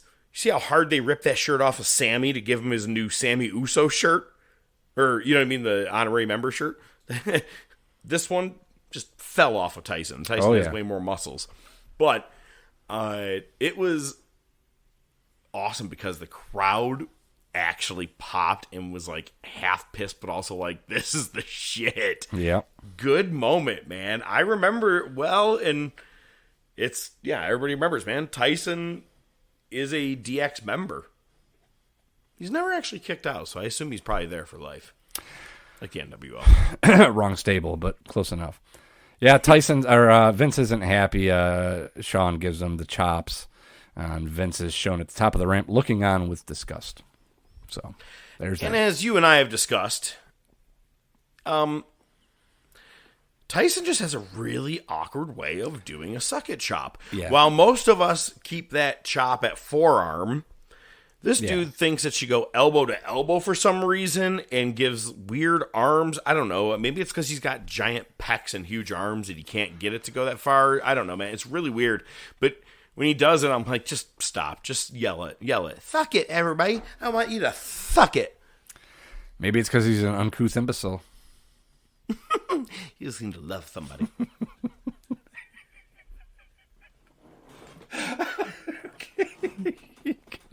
It gets you every time. It does. We get Steve Blackman versus Kama next. Slaughter sends the Nation to the back again, but Rock and Farouk still interfere. It's a DQ. Shamrock makes the save. Next in our WTF moment of the night, because I sure as shit don't remember this. Out of fucking nowhere, coming back from the break, fucking Colonel Parker's in the middle of the ring. Not Colonel Parker. It's not Colonel Parker. We'll get there. Out. Okay, we'll get there. All right. The greatest entertainer, the greatest songwriter, the greatest wrestler, and this is something you're going to listen to for the next 6 to 8 months, because Colonel Rob Parker is going to be on your TV. I fucking hated Colonel Rob Parker. I hated him in WCW, and now he's going to be on WWF. Fuck, I thought I was done with this gimmick. I forgot about this. So he calls out Jeff Jarrett, and Jeff Jarrett is Double J. He's back in his old gimmick, old outfit, old music. We're talking 1995 blinking Double J hat, coat, everything. My music too. Ring, ding, yeah. Ding, doo, doo, doo. My next note was, am I having a stroke? Feels like it when you're watching it, right? And this is where I said Cornette gets another diss for the night, because after it's over, this is where Jarrett says, no offense to Cornette and the NWA, but I got to go on my way. I'm like, well, that's done. That means the storyline is about to fizzle right out. I wish them luck. They weren't prepared for a man of my stature. And he says, only one man can promote me right, and that's Tennessee Lee. That's TENNESSELEE. Well, now I know how to do it. Well, naturally, Jeff Jarrett's in the ring, so let him have a match. It's against Flash Funk. Tennessee Lee interferes. Which is great, because I saw regular Jeff Jarrett against Flash Funk, I feel like just a couple of weeks ago, and now I'm seeing Double J Jeff Jarrett against Flash Funk. But this is the Double J that spells his name, so totally different match. Totally different. Yeah, Jarrett wins with a figure 4 after interference. Next, we get the big reveal. You could say it was almost as good as Tony Khan's reveal from this past Dynamite. It's the surprise WrestleMania guest, and it's Jennifer Flowers. It's Jennifer with a G, by the way. For those of you not familiar with the Bill Clinton scandal back in '98, where he had sex with about a dozen people that weren't his wife while he was the president of the U.S. and got openly caught for it, Jennifer Flowers was one of those, and she apparently had recordings between herself and the president. She was a big, when the social media wasn't really a thing back then, but she was like an internet celebrity based on that. And And I know what her role will be, and I'm not going to spoil it if you guys don't know, so we'll wait till we get there. But yeah, Jennifer Flowers. Can't wait to see her. Flowers, Jesus Christ. We got a LOD breakup recap, and then we go into what's in our main event, and that is going to be Kane versus Austin. DX jumps Austin at the top of the ramp with sweet chin music. Hang on. Yeah, I got to say this. Okay. Absolutely. Probably since Hart and Michaels and all those guys, this may be the best ending to Raw in quite some time that we've watched. Yeah. A roller coaster is what I'm saying, Lee. You're like, oh. A lot of good shit. Please, go on. Kane versus Stone Cold Steve Austin. Well, not really, though. Because they hit Austin with sweet chin music at the top of the ramp as he's coming out. They actually go to a break. We come back from break, and Bearer's in the ring, and he says, Kane, go get the ring bell. He goes down there, apparently gets distracted, and he just pulls a fan out of the crowd that's wearing an Austin shirt and just fucking chokeslams him. Commentary says it's a kid. It was not a kid at all. He may be a kid like, oh, look at this kid over here. He's like 25. Wasn't a kid. So it wasn't the, what is it, the transit massacre thing? Mass transit, yeah. ECW. Oh, God. Yeah. He gets the bell and the timekeeper. Bear says, we want to pay our respects to Taker. So timekeeper toll the bell 10 times. And he goes, hey, ring it one more time for you. And then Kane chokeslams the timekeeper, hits him with a tombstone. And Bear says, Kane's got one more left in him. He's like, he's not quite finished. Who's it going to be? Is it going to be for you, Queenie? He's talking to Lawler, which is great. How about you, JR? Somebody step up. The lights go out, and you hear the bell toll. Purple lights come up, and the bell tolls probably another 60 seconds before the music even hits. No music. The thing that pissed me off the most is that Lawler on commentary is like, look, JR, look, do you see that? They had the camera on Bearer and Kane in the ring, not at the top of the ramp. He's literally saying, look, do you see that? No, don't show us just yet. They eventually get there. We see a casket at the top of the ramp. It gets hit with lightning and explodes. Taker's just the lid pops off. The lid popped off, right? When I say explode, you know, you use your imagination. It was cool though. It was very cool, and Taker just pops up. What was good and not good was that they gave him a wireless mic. Because let's be honest. Let's be honest. If you go through all that work to make this guy look like this, if he just picks up a mic or gets a mic handed to him, kind of takes away from the mystique. Right? Yep. So having a wireless mic was great. He says, welcome to hell, the demon who will lead you into eternal damnation. You can't destroy which does not wish to perish.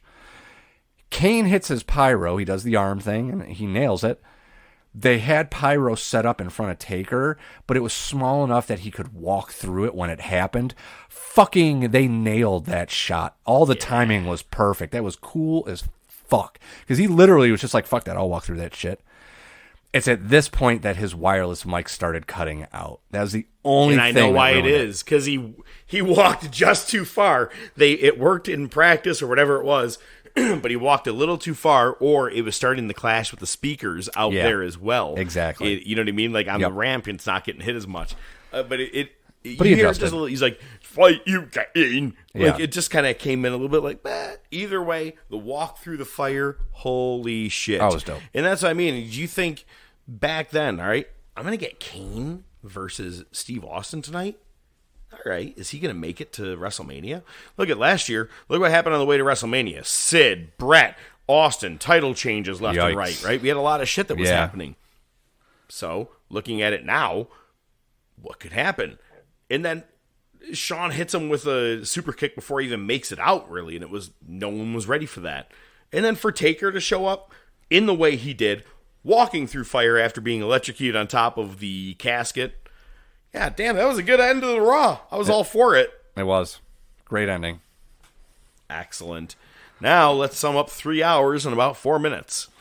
I'm going to try my best. As usual, we start with a recap of last week's main event. Limo shows up. It's the NWO.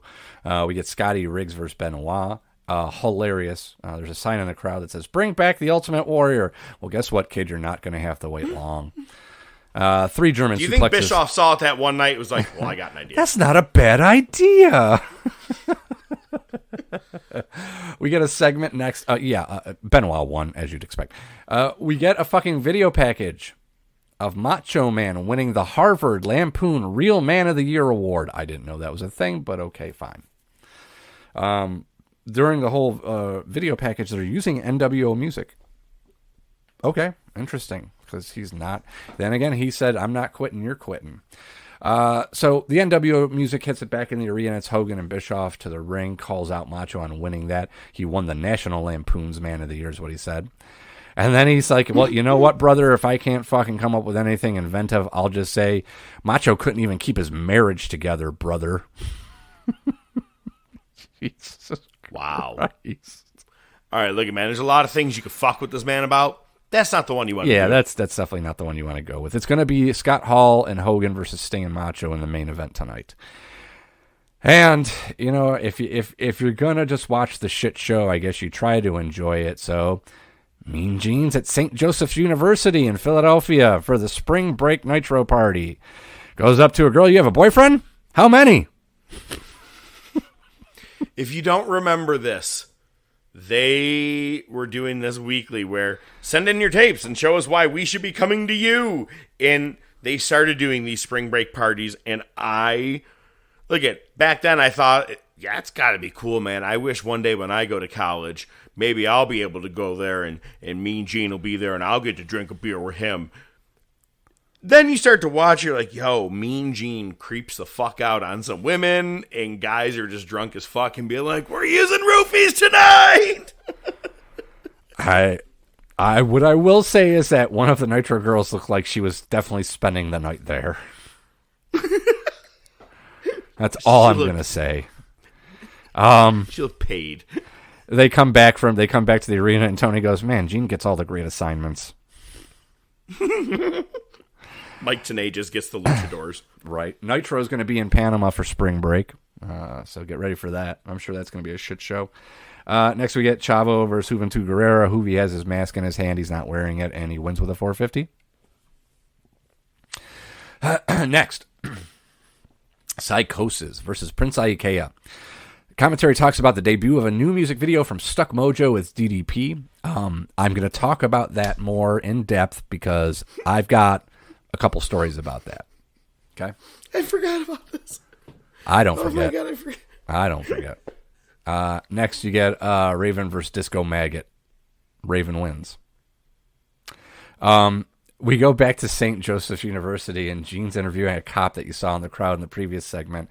And the best part is the cop goes, I don't know, Gene, I'm going to follow you wherever you go from now on, though. On the take. All right. Oh, we go into hour 2, Barbarian and Hugh Morris versus Pubic Enema. I love this because they put Hugh Morris on top of the table, and it collapses before he even hits the move. That thing was gimmicked a little too good. As soon as they put him on, that thing fucking buckled. And you know it was pretty goddamn humorous. I'll take it. That was a good one. It works this time. I'm going to give that more so. Wait, and then keep going with the rest of this this segment. I can't believe how this goes. The rest of the match, the crowd started booing the shit out of him because he literally put him on the table, and it just collapsed. We're like, boo! Who won? Did Pubic Enema win? I don't even fucking remember. They did. Yeah. I was like, oh my God, they're picking up wins in 1998? I thought that's where I was going to have to say it was pretty humorous. Yeah. But that's, wow. Between the table spot and that, there's a match that could have been shaved off if you didn't do a third hour. Exactly. Macho comes out again to his NWO music with Liz. He has some Slim Jims in hand, starts tossing them to a crowd. That must have been cool. He's still wearing his NWO shirt. Doing the same. Yeah. He calls Hogan pathetic. He says, Sting is going to do business my way. Sting comes to the ring, and dude, Sting was just shooting on everybody because he says, hey, yo. He cuts a promo on Scott Hall. And he goes, survey says, Scott Hall, you're dead. And then Sting turns to Macho and goes, brother. And he says, I only do business one way, my way. Oh, yeah. Sting was just shooting on everybody. drops the mic and leaves, I was like, okay, that was pretty good. That was the best thing I've seen. It's funny because they even go, oh, he has a mic. Sting hasn't been talking much, man. He has not been. He has. Well, Sting's been stung a couple times, so. Welcome back to talking because you did pretty good. Yeah, right? Fucking nailed it. Every promo you make, I'll be watching you. I'll give that a 4. Next, you get Sick Boy versus Goldberg. Guess who won? Okay. Sick Boy. Next, they debut the new Stuck Mojo video. I want you to give me your insight on this, and then I'm going to tell you some stories. I thought it was a commercial at first. Because as I told you, I have VHS rips on my shit, and as I was watching, I go, the fuck is up with this commercial? Why DDP's in it? I go, wait, let me back this shit up. I think I'm missing something here, because it's going way too long. That's not a commercial anymore. And, music video with a bunch of guys fighting in the ring, and then DDP comes and clears house. You know what I remember about this is I actually, once I saw it, I go, oh my God. Things like this were where I was a mark back in my day. I'm like, I wonder if they'll be playing this on MTV anytime soon. So, I had this CD. Mark! It actually had a CD-ROM. Well, no, I mean, I like listening to Stuck Mojo. I mean, the DDP thing was a draw. My buddy was a big WCW fan. He turned me on to the band because of that. It had a CD-ROM function for those of you who are a lot less old than me. That was basically a CD that if you put it into a computer that was CD-ROM capable, it had extra features in it. So it had the music video. I saw Stuck Mojo in concert. They actually opened for Clutch and Seven Dust. Okay. So Stuck Mojo obviously opened, and you know how it goes usually with the opening bands. The crowds, there's not much of a crowd up against the stage, right? It fills in as the headliners start coming on. So there wasn't really a lot of people, and me and actually Crosby were there with me. We were off to the side of the stage. They finished playing, and they were pretty decent. They were good. He gets done. As soon as they get done, he's talking to the crowd, and everybody kind of just starts shuffling away like, all right, time to take a piss and wait for Clutch to come on. And he's like looking at the crowd, and he's going from the right to the left, and he's looking, and everybody's dispersing. He gets to me, and I kind of just threw my hands up in the air and kind of pointed at him like, hey, man, I appreciate you. This motherfucker was so dejected that when he saw me do that, he looks right at me and into the microphone and goes, thanks, man, thanks. Not what I thought you were going to say he said, actually. I thought he was going to be like, he was so dejected that when he looked at me and I cheered, he went, fuck you. It was one of those things where, like, that's cool, but that's pathetic, too. Yeah. It was if you want to look it up, definitely YouTube this. If there's something you need to see this week that's non-wrestling from our Monday Night Wars, this is it. Rising is the name of the song. Yep.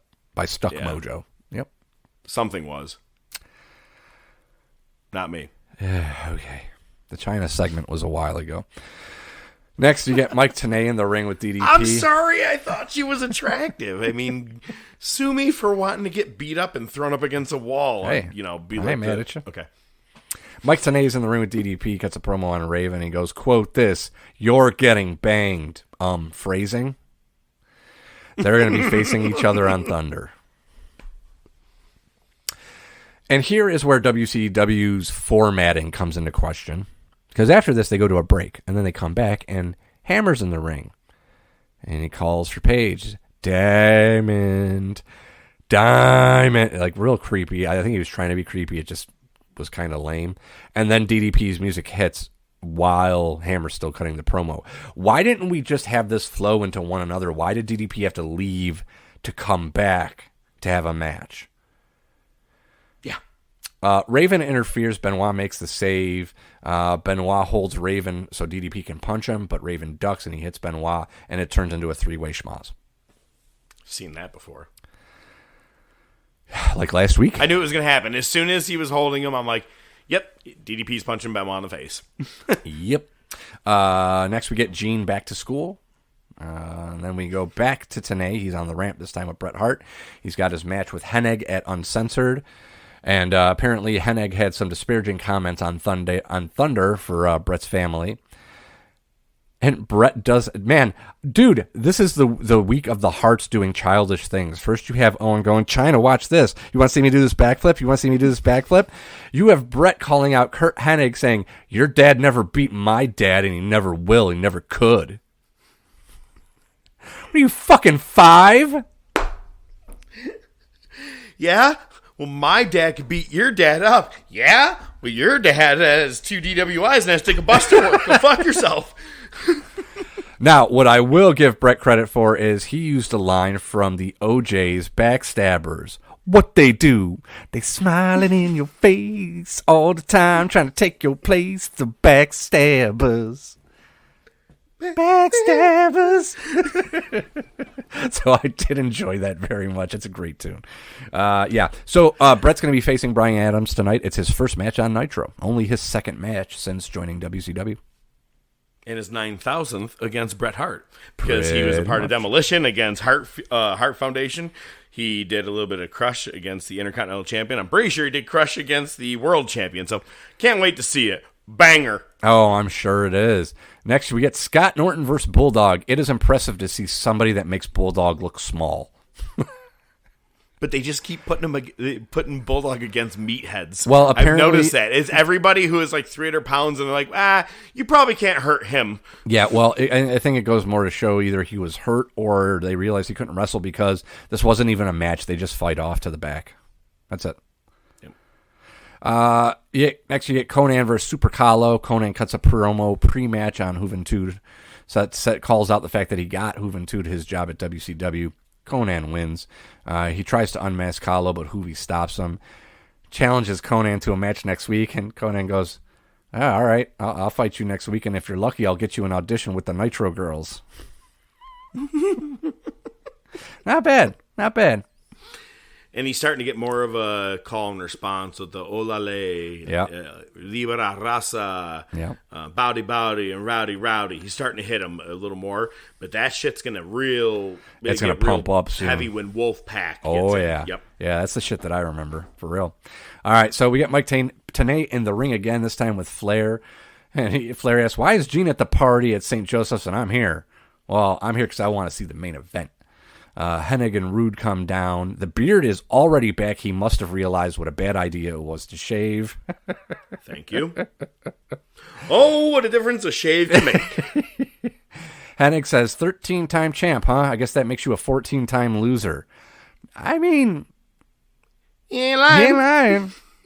If you think Brett's going to come out here and help you, you're dumber than your look. Flair and Hennig go at it. It's a low blow to Hennig, goes for the figure 4, but Rude makes the save. Rude actually gets some shots in, which is nice to see. Hennig hits the Hennigplex. Rude counts 3, and Brett runs in for not so much a save because they beat the shit out of him a while before Brett came running out. Yeah. He did the Jeff Hardy dance pretty much, but not really. Yeah, right? A lot longer. All right, hour 3, thank God. Mean Gene's back at St. Joe's, and he's interviewing their mascot, because, the mascot talks a lot. 3 girls are passed out in the back. Jesus Christ. Rooflin. Should call it Floorsies. Rooflin. What's that word again? Why do you keep using that? Next, you get Scott Steiner versus drum roll, please. Jim Duggan. I guess nobody's going to have their ribs taped up anymore. I was actually very disappointed that the tape did not make an appearance. Scott wins with the Steiner recliner. Heenan calls it out, says, yeah, I saw Scott backstage. He said he was going to beat the shit out of Duggan and put him in the Steiner recliner. So, there you go. Next, you get Eddie Guerrero and Chris Jericho versus Booker T and Dean Malenko. Jericho cuts a pre-match promo. Heenan calls out the fact, because somebody goes over the top rope, and Heenan calls out that WCW dropped that rule. I thought it was cool that they called it out. Just great, nice little reference to hit against WWE since they're doing it right now. They just did it like 2 weeks ago. Yep. Malenko wins with a cloverleaf. All right. Next, Kevin Nash, Scott Steiner, Buff Bagwell, Conan, and Dusty head to the ring. Scott gets on the mic. Says, hey, tonight you get to see my brother get inducted into the NWO. Nash calls Rick to the ring. Dusty's holding up the shirt. Rick and DiBiase come out, and Rick's fucking all happy. He's throwing up too sweet, hugging everybody. Then he throws the shirt in Nash's face. He tries to take them all out, but he gets overwhelmed. Nash teases the power bomb. Doesn't do it, teases it again. But Rick is actually reverse it into a backdrop, and then Giant comes out and makes the save, has a face-off with Nash. And I got to say, I popped for it. He power bombed Kevin Nash. I popped for it. In a sick one, being like, let me show you how to really do exactly it. Right. I know you've been doing him to 1, 2, 3 Kid for the last couple of years, but this is how you actually properly lift the body all the way up and over if you're going to do it to a guy who's 7 fucking foot. Yeah, so I thought he was just going to get him up and do the Nash shit where you kind of just drop him once you get him up. No, he had a fucking solid ass power bomb. I thought someone was going to jump in and stop it. As soon as he primed him up, I go, nah, they're not doing this until Uncensored or Slamboree or whenever they're going to face off. And no, he actually got him up and down, and the crowd loved it. It was awesome. Yeah, I popped like a motherfucker. Dusty comes into the ring looking like he's going to face off with the Giant, but he powders. Nash is out cold with the NWO on the outside. Best part is Dillinger goes to handcuff Giant because he used the power bomb. The cuffs don't fit, so Giant just walks to the back. If the cuffs don't fit, you must have quit. I will Big say, beefy wrist. Dusty just looks out of place in the NWO. Yeah, it just bothers me because I'm like, unless it's just like the whole thing is they're like, yeah, let's invite the nerd in and let him think that he's in with us, because that's pretty much all I see right now. I'm not seeing Dusty's a heel in any way. No. Just because he's wearing a red leather jacket. Yep, pretty much. Which he wore before that anyway. Oh, all right. So next we get Bryan Adams versus Bret Hart. At one point, Adams takes the buckle pad off, but it doesn't pay off at all. Bret locks in the sharpshooter. Hennig rugs in. It's a DQ, and they basically just fight off. So good way to utilize one of the best technical wrestlers in the world at this time. They're on fire with what they're doing with Bret during this era. Buffer's there for your main event. It's Hogan and Hall with Bischoff versus Macho and Sting with Liz. Hall's wearing his 6 shirt again. Bischoff takes a sign from a fan. It says Raw fears ratings. At this time, there are tons of signs on both shows that say X fears Y. Insert whatever you want. Sometimes it's personal shit like, oh, my friend Joe fears me. Or, some Hogan fears fucking Tyson. Or, I mean, those signs are all over the place. So, yeah, you know how this goes. The ref gets distracted. Hogan uses the spray paint can on Macho. The NWO runs in. It's a schmaz. DDP runs in. The Disciple saves Hogan like he's carrying off a dog out of a fiery building. Sting fights off the NWO. The Giant's in again. And we're out of time. We'll see you live this Thursday on Thunder. It went from, good night, folks, to see you on Thursday. Yep, pretty much. God, oh God. They had some good moments, but I think Raw was a way better show this week because they're obviously gearing up for WrestleMania. You have to be just fired up, ready to go with as many of the best segments as you can. Some were a little iffy, considering Double J and Tennessee Lee were on my TV, but heading into WrestleMania. I told you I thought I was having a stroke. But I liked Sting and Luger. I'm sorry, not Luger. Sting and Savage being together. Their segment was great. Savage is over his shit. And heading into this next pay-per-view at Uncensored, we're going to get Sting versus Scott Hall because he won the World War III contract. Yep. And we're going to get the Savage-Hogan cage match. I'm excited. Should be good. Maybe. Likely not. Remember the last cage match that Hogan was in? Oh, yeah. Oh, man. Can't wait. I'm excited. Sometimes you can't bank on the wrestlers. Sometimes you got to bank on someone else coming in from the outside, like I don't know, like a fan dressed as Sting. You bombed it. I had a great segue. Yeah. That's what I'm here for. Well, let's just go to the top topic. Ladies and gentlemen, it's now time for best there is, the best there was, and the best that there ever will be. Hold 2, arm bar. Sodas rule. Yeah, they do. Hold 3, the moss-covered, 3-handle family granunzel. It's me, Austin. Just when they think they got the answers, I change the questions. I did it for The Rock. This week's top topic. You know something, Mean Gene? John Cena. Wrestling's not fake. The Rolex wearing one. Diamond ring wearing one. Kid stealing. Woo. Wheeling dealing. One. Limousine riding. One. Jet flying. One. Son of a gun. Woo. Sierra Hotel. India. Echo. Lima. Delta. Shield. If you smell. The following ranking order and final decisions are a completely bias-based order, based off The Professor and ODM made it. And as always, they like to let you know they have not worked in the business, but have been lifelong invested fans much like you, our listeners. With not only their opinions involved, but with countless amount of hours of research done each week, they make sure to provide proper facts and history to back it up. However, they do know that your opinion may vary from theirs. If there is anything you want to chat about, bring to their attention. If there is something they missed or forgot, or you just want to let them know they are out of their freaking minds, feel free to shoot them a message on Facebook or Twitter, or email them at thetopofwrestling@gmail.com. As always, they do appreciate all feedback and continued support. At the end of the day, they want to make sure that you do see the best of the best before you die. And now, this week's top topic. Read the room. It was supposed to be about the celebrities. Anyway, let's talk about it. This week, we are talking about top celebrity appearances in wrestling. Now, I'm not going to be talking about your musical acts. No. Kid Rock does not count. Kid Rock 2.0 that performed at Royal Rumble, he does not count. Neither does Aretha Franklin, Ray Charles, or anybody else who has done the national anthem. What we're talking about is people who either did something on screen, did a role, maybe they did some moments in time, or they even wrestled. And we're going to go from, we'll say, more of your one-offs to your getting into your storylines, right? People who are really involved. And I brought up earlier in the beginning of the show, the main reason for me wanting to do this segment was because, man, look at Tyson involved, and the crowd goes absolutely apeshit when he joins DX. It was, and it was huge, and for it being all over, like I said, SportsCenter, news stations, everywhere, it was huge, man. And now, not everybody on this list is going to have that status. Some may have had a little nod on the news every now and then. We're going to try and cover some of them. But I tried to go in order as best as possible.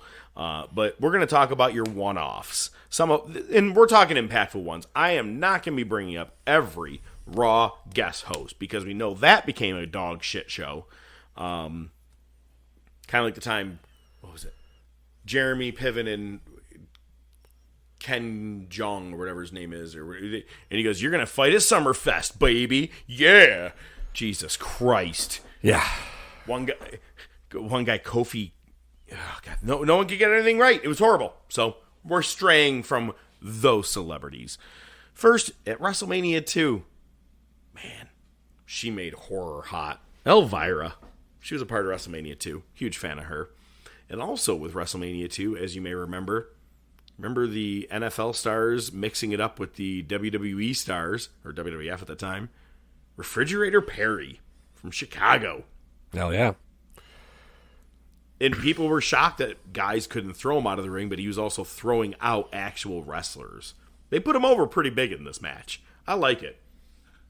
WrestleMania 3, Alice Cooper alongside Jake the Snake Roberts with his feud. Man. And something we've talked about before, but, our man Bob Uecker from Major League, but also infamously being choked by Andre the Giant in that interview backstage. Selling it great, too. Oh, yeah. I can't breathe. WrestleMania 4, Morton Downey. You remember him? He was the late night talk show dickhead. You know, he's kind of like pre-Springer, if you will. Robert Downey Jr.'s dad. Is it really? Mm-hmm. Yeah. Oh, I don't think I knew that. No kidding. Yep. His segment with Roddy Piper at WrestleMania 4, blowing cigar smoke in his face. It's great. Getting the fire hydrant. Love that. One of my favorite moments as a kid was I liked watching Mike Tyson fights. And I heard Mike Tyson was going to be on the main event when he's going to referee a match between Hulk Hogan and Randy Savage.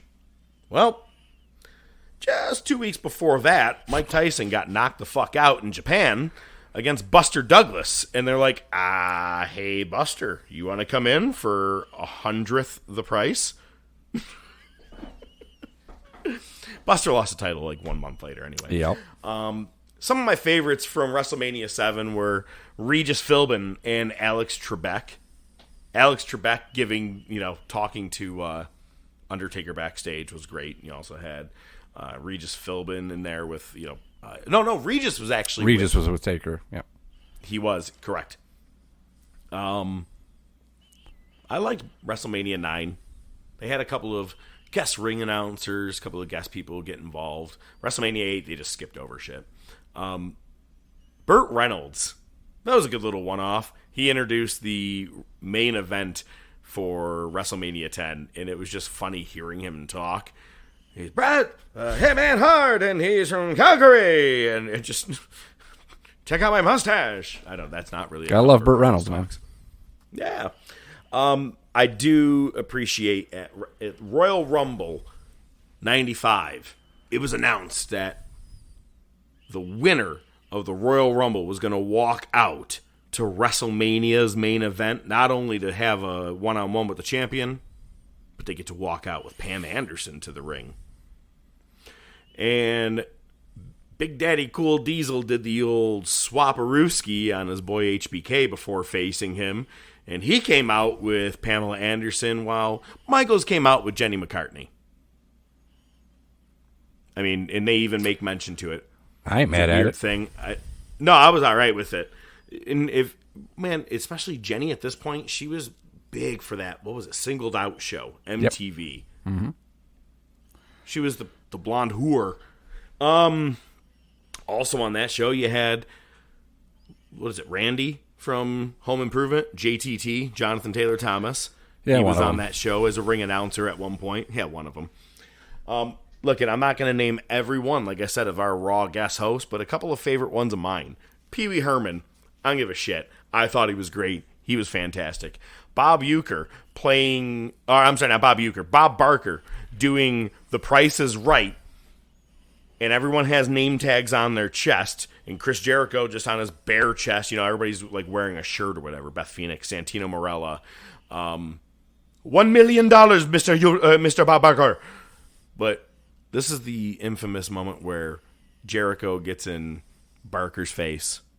Jericho has that short hair 2009 asshole gimmick going. And this is where Bob Barker goes, now, you be a good boy, Chris, or I'm going to have to take you over my knee. Did he just have a moment? Someone cut the mic. What the fuck did he just say? Somebody cut me a switch.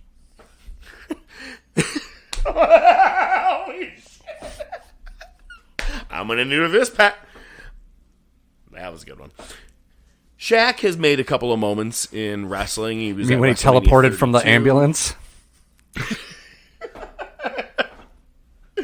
He did WrestleMania 32. He did a match with Jade Cargill in Cody Rhodes on Dynamite. Yeah, that's the one where he went to the ambulance and he thought the camera wasn't on, and he literally just got out the front door and walked off. Never to be seen again. Just notice that this was on the one-offs. One-offs.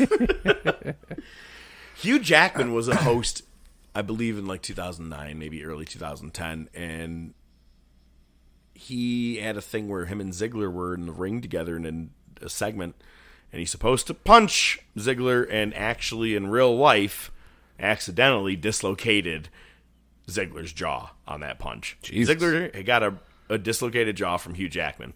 That's pretty cool. Wolverine knocked me the fuck out. I'd say it's a cool story, bro. Yeah. You know who else did some damage? Yup. To his own body, but that's, pills. Oh, never mind. Not Luger. We're talking about Mickey Rourke, the wrestler. And we've mentioned this movie. We've talked about it before.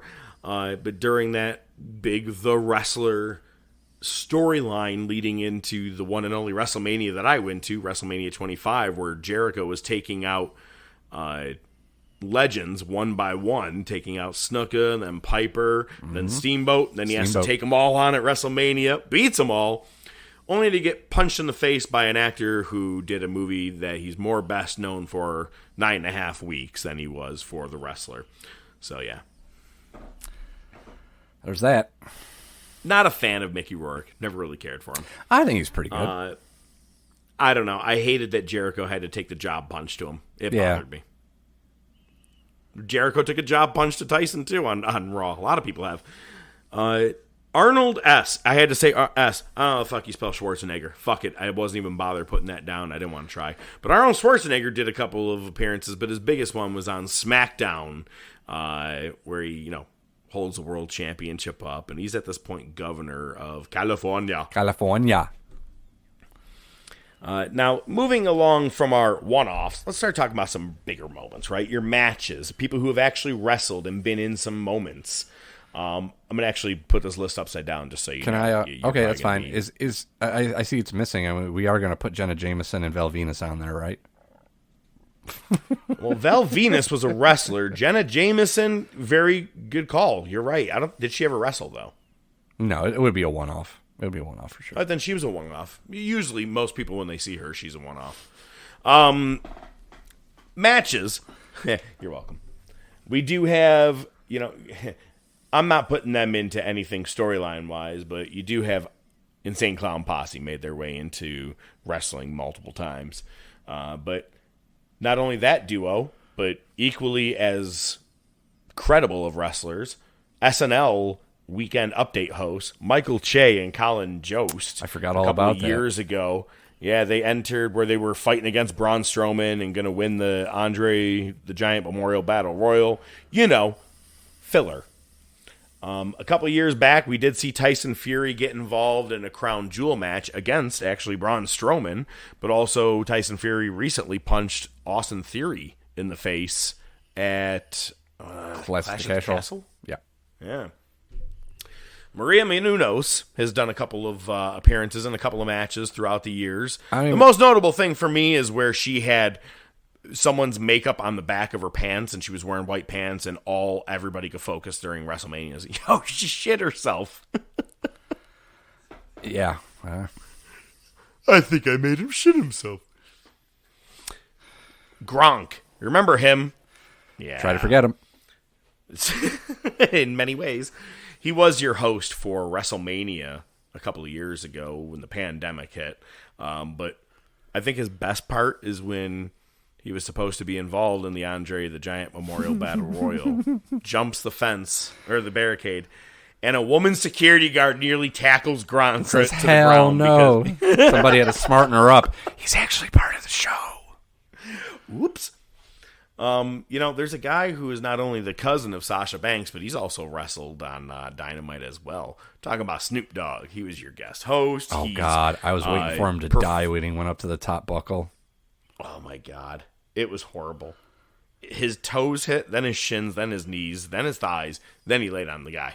It was fucking horrible. But, and he also performed and brought Sasha out to the ring, which is kind of cool in that women's triple threat when they were just being brought up from NXT right before that. So I think that was kind of a big thing for her, getting a celebrity rub from her cousin. Everybody needs I'd love a celebrity rub right about now. Well, you can get one from this one, and I can't promise you won't be going home with something, but at WrestleMania 27, Snooki was a part of a match that had her tagging with John Morrison and Trish Stratus. Because that makes sense. It did. It pissed off John Morrison for sure because Melina was left off the card and he goes, but I have to tag with Jersey Shore's Snooki. Say what you want. She's a hated girl. But when she got in the ring, she was also a cheerleader. And she was able to do a couple of good flips to hit into the corner and do a good backsplash. And then another one to do a belly splash. And she had the belly to support it. It was awesome. It was good. I didn't mind her appearance. Snooki wants smush mush. The only reason you know that is you watch that show. One that pissed us off because we didn't understand why, but when John Cena was taking on Seth Rollins and it was going to be possible that Rollins was going to take both the United States and World Championship, Jon Stewart gets involved for no reason whatsoever, hits John Cena with a chair. Haven't seen Jon Stewart on TV since. Yep. They did do a cool segment where Rollins showed up on the Daily Show. Where Stewart was talking shit and Rollins just crept up behind him. He had the money in the bank briefcase. Yep. That was a cool moment. I just better forget about it. The match itself was stupid and pointless and out of context. As soon as it happened, you're like, are you shitting me? Yeah, and right. It's SummerSlam? Mm-hmm. Like, this was a big thing tonight. Yep. Remember Kevin Federline, the guy that was known for being with Britney Spears? Yep, pretty much. You thought he was a rapper, Mr. K-Fed. Yeah. They even did a couple of segments with him for a couple of weeks on Raw, and I believe 2006, and then to kick off 2007, he had a match against John Cena and pinned John Cena when he was the most unpinned fucking dude in the company. Wrestling. Because wrestling. The only reason I put this one on here is it was just great to see Kevin Steen give a great, big, huge buckle bomb kind of power bomb to MGK off of the stage. I wish he would have done what fucking Rollins did to Sting on that one. Oh, man, that would have been beautiful. Or he could have did what Sid did to Arn Anderson. Too much? Blah, blah, blah, blah. You know, we're about to see the appearance for the first time ever. Pete Rose at WrestleMania. It's going to be big at WrestleMania 14. It'll be his first appearance, and we're going to see it for 3 years. 14, 15, and 16 where he shows up. One of them in the, oh my God, the chicken costume in Arizona, I think. That's right, Philadelphia, whatever one. Oh my God. And all three are versus Kane. I love it. I love that Pete Rose gets involved. They're like, you know what? Everybody else in the world's making a mockery of you. Hop on board. We'll take you. We got Tyson. We'll take them all. He should be in the Hall of Fame. We got Genny's coming in, and she's going to be interviewing The Rock. Yeah. We've mentioned him before. You know, he loves to eat Slim Jims and watch a lot of wrestling. We're talking about Kevin Green. My dickhead brother. Oh, God, I can't wait for logos. But Kevin Green did have a couple of matches in WCW. Didn't look terrible. Actually kind of better than Mongo, to be honest with you. And Mongo made a career out of it. But if we want to talk about a football player who actually did a really good job, dude main event at WrestleMania against Bam Bam Bigelow at WrestleMania 11, talking about LT. Played out to the ring by Salt and Peppa. We've talked about this match before, and it's great because there's other wrestlers who were at, or other football players who were at ringside too. I think it was like Reggie Smith. I think Refrigerator Perry came and backed him up on this as well. There's like a whole lot of football guys who were there, and then you have LT versus Bam Bam, who had the $1 Million Corporation. Never did I think growing up I would be seeing something like that, but it was cool. Chuck Norris. He was involved in a WrestleMania, or I'm sorry, not a WrestleMania, a Survivor Series. Because, man, Royal Rumble 94, everybody fucked over The Undertaker. It took every heel in the entire locker room to get him into the casket. Yeah. So let's have a casket rematch with Yokozuna this time. But Chuck Norris is going to be the special enforcer. It was awesome just to see Chuck Norris there. It was a very big Texas Western kind of setup anyway. And he gave a couple of roundhouse kicks to people. That's all I needed. I mean, that's really all you need. That's all he needed to do. Yeah. Right, that's it. That's all you need to do. That's what you signed him up for. But the last three here are guys that I'm not going to give them storyline purpose just yet. Because I think they've been thrown into matches, but I don't think they've actually had straight up storylines, but they've had moments. Pat McAfee is one of them, but he probably does deserve to be in the next list, our main list of celebrities, but he is a bigger crossover in the last recent couple of years, but you know, being an announcer as well as a wrestler, but he's one of them. Logan Paul, we've said it, you cannot deny what he's done. If it's Jake Paul, I think I'd rather not. But I cannot I cannot hate on Logan Paul. No. I'm actually looking forward to see what him and Rollins do. I'm with you, man. I'm with you. I despise him, but he's not just a good worker. It seems like he could be a good professional wrestler. The whole package. No. It's sick. It is. What's funny is that I was a very big fan of Ronda Rousey as a UFC fighter. When she came to WWE, I'm like, okay, this could be kind of cool. Right. But then I saw what happened. But Logan Paul's not that bad. He does have the attitude on the mic. Mm-hmm. And the last one to talk about is the guy that stole a couple of moments over the last couple of years, Bad Bunny. No one expected him to come out with a really sick Canadian destroyer and some great moments in the Royal Rumble. He's had a couple of big moments. My money says they're probably going to have to pigeonhole him into something this year too. Yeah, I feel like it's been too long. So at this point, if he does come back, it's probably just going to be another one-off. I don't see them putting him in any kind of storyline. Like Logan Paul, you could. I think with Pat McAfee, it's a little harder just because he's got the ESPN gig right now. So, I mean, Logan's definitely the front runner. Bunny, I feel like he's just going to continue to be another one-off. Yeah, absolutely. But let's talk about the main appearances. The celebrities that not only were there just to do a match or a one-off, but they were a part of history. You know, they were weekly segments or, you know, big in being there for a couple of months in a part of a storyline. The first one that always comes to mind, and one that we've mentioned, and you mentioned earlier about the Tales from the Territory, Andy Kaufman. People couldn't even tell, you know, kayfabe from real at this moment. They couldn't tell what was going on because the dude really went to the hospital in an ambulance. And you're like, I think that we're not faking this anymore. You know, and he did so many things like that. That's why people didn't even believe when Kaufman died at first. And it's number one. Let's be honest. It's number one. Yeah. I mean, it was a brilliant piece of business during the Territory days, and it still gets talked about. That's a forbidden door. And the fucked up thing is they talked about one of the things. Yeah, you know what? I'm not even going to get into it. Just watch that fucking Tales from the Territory. It's fucking amazing. I agree. Yep. WrestleMania 1 was definitely headlined with a lot of people. You know, you had Mr. T with Hulk Hogan, but also he was a part of that boxing match with Roddy Piper the next year.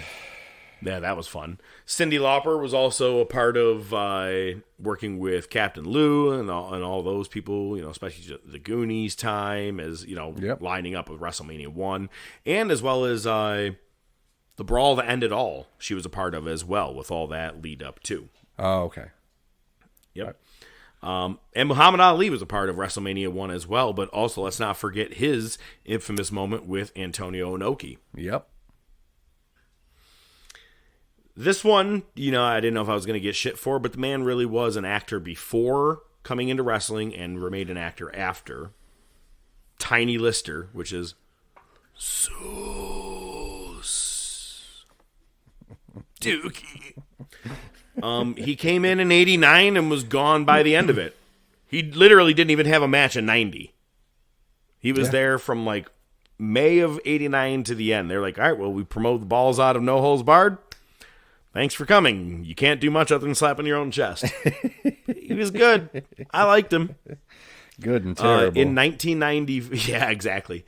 In 1994, right before we got The Undertaker versus Undertaker at SummerSlam 94, we got the build-up where we need people to investigate. Where is the real Undertaker? We need Undertaker sightings. And they had sightings all over the place.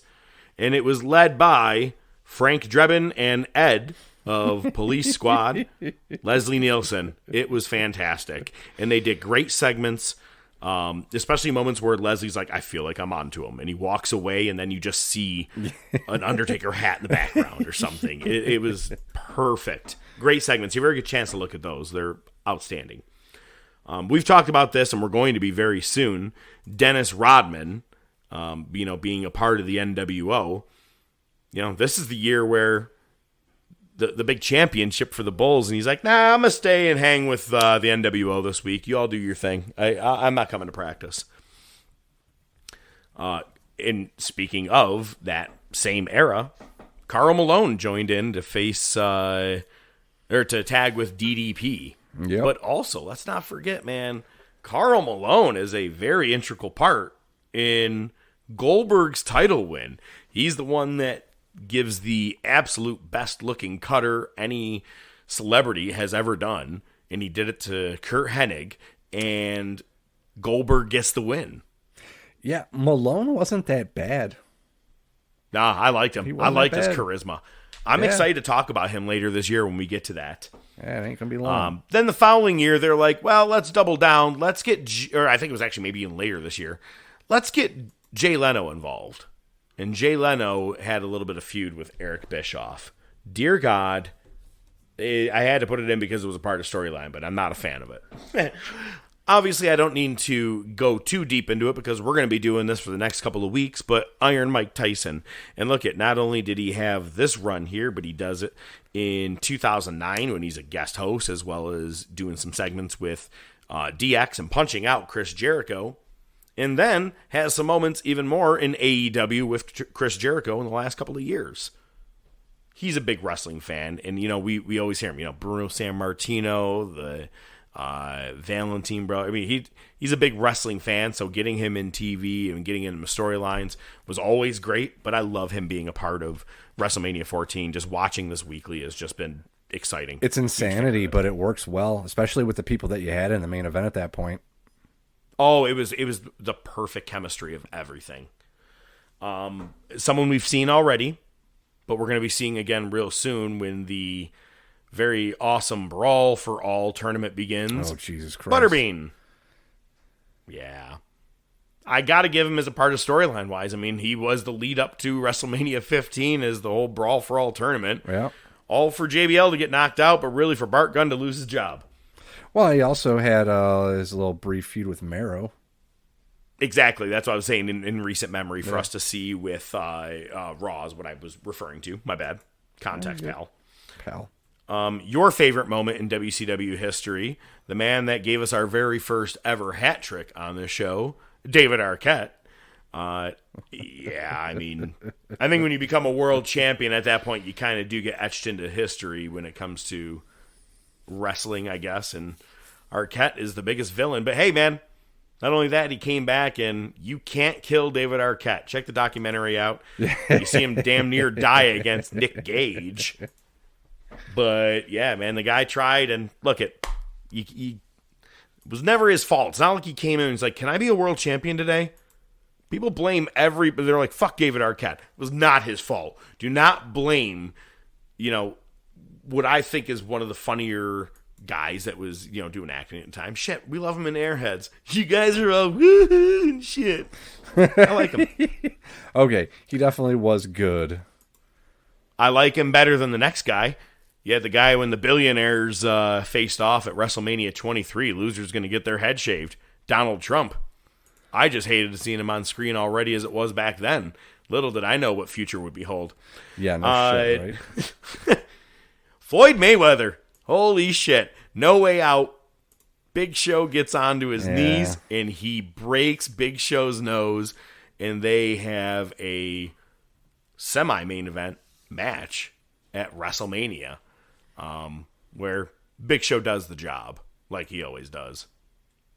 They're like, it was supposed to bring in so much money. I don't know if that ever was true, if it ever was a big money draw for Mayweather. Right. I can't see people who were like buying into it the way they bought into Tyson. Tyson just bit someone's fucking ear off 6 months before this. Mayweather is fighting guys who are jobbers all the time. And no one cared for it as much, I don't feel. But hey, it was storyline-wise, and he even had a big spot at WrestleMania. Stephen Amell, he was a part of SummerSlam, where he tagged with Neville against Stardust, and I can't remember, maybe Wade Barrett. But then he redeemed himself, luckily, at All In when he faced Christopher Daniels. Yes. He also had a bit of a feud, or did he have a feud or an alliance with Aldis? Because I feel like he was involved with him, too. I think they had a little encounter, and even more so. I mean, this is the guy that's in the show Heels too. Who Amell is? Isn't he? Is he? I don't know. He was also in He was Green Arrow. It was a superhero series. And Which was a part of the whole Stardust storyline while they brought him in. But yeah, but the last one, the most recent, and I don't care what anybody says. I thought it was decent, well done. If you're going to have Sami Zayn as the guy who can work with him, they had the right guy. I thought Johnny Knoxville and Sami Zayn, their several-month storyline, him fucking him over, Sammy, him posting Sammy's phone number so people could give him a phone call, and him acting like the pissed-off conspiracy theorist. Remember, this is all just right pre-Bloodline, and I thought that this is what kind of started to begin to launch Sami Zayn more because people are like, man, you are a good character. And I think leaning into Johnny Knoxville was not a bad situation. And I know that you're not necessarily a fan of Knoxville or probably Jackass or him. Oh, no, I like Jackass a lot. But I didn't mind him. Yeah. Okay. Yeah, just not necessarily, I don't know. In wrestling. It could be worse, man. It could be very worse. Hillary Clinton could be like the next world champ. We don't know. Wrestling happens. Give it time. Give it time.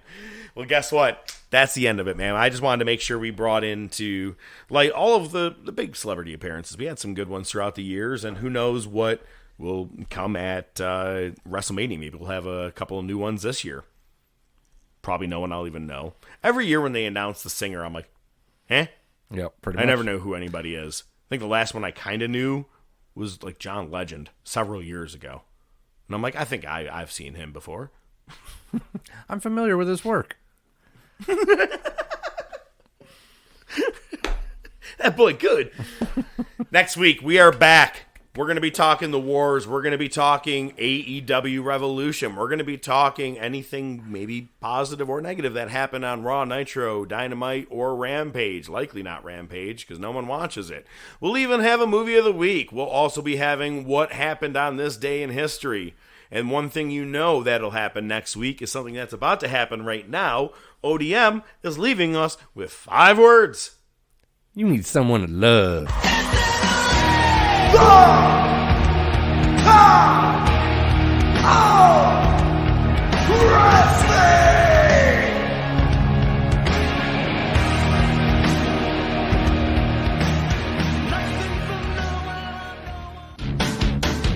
The Top of Wrestling Podcast is brought to you by The Top of Wrestling Podcast. Your hosts are the Professor, Mark Fantasia, and ODM, Joe Rizzo, with special weekly segments by Nightwing the Analyst, Rashawn Hilton. Without your continued support, it would just be some guys talking wrestling. Feel free to interact with the show on Twitter, YouTube, Facebook, and by email at thetopofwrestling@gmail.com.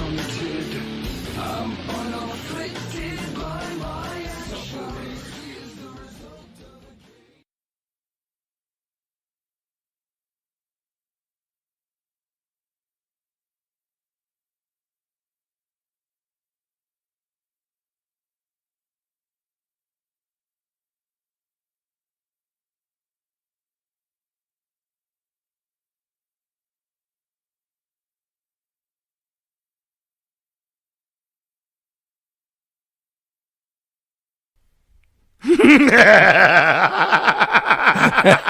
have to put Omega's face over it. Yeah, I can do that. That's why I was playing with my phone, man. I'm sorry, but it was stuck in my head. I was like, I gotta get a fucking screen cap of this real quick before that's I fucking fine. forget. I knew you were doing something, and that's why I kept, working. And I was like, so what else you got? And I was trying to bring in when I needed to, but I knew what I had to talk about. Yeah. But that's hysterical. Putting Omega's face over that. Oh my God, that's. Oh no, that's easy, and I'm sure I can get a good because Omega, Kenny Olivier with the facials. I'll be able to get something good. Oh, you'll find. Yeah, you can take multiple videos of that or pictures.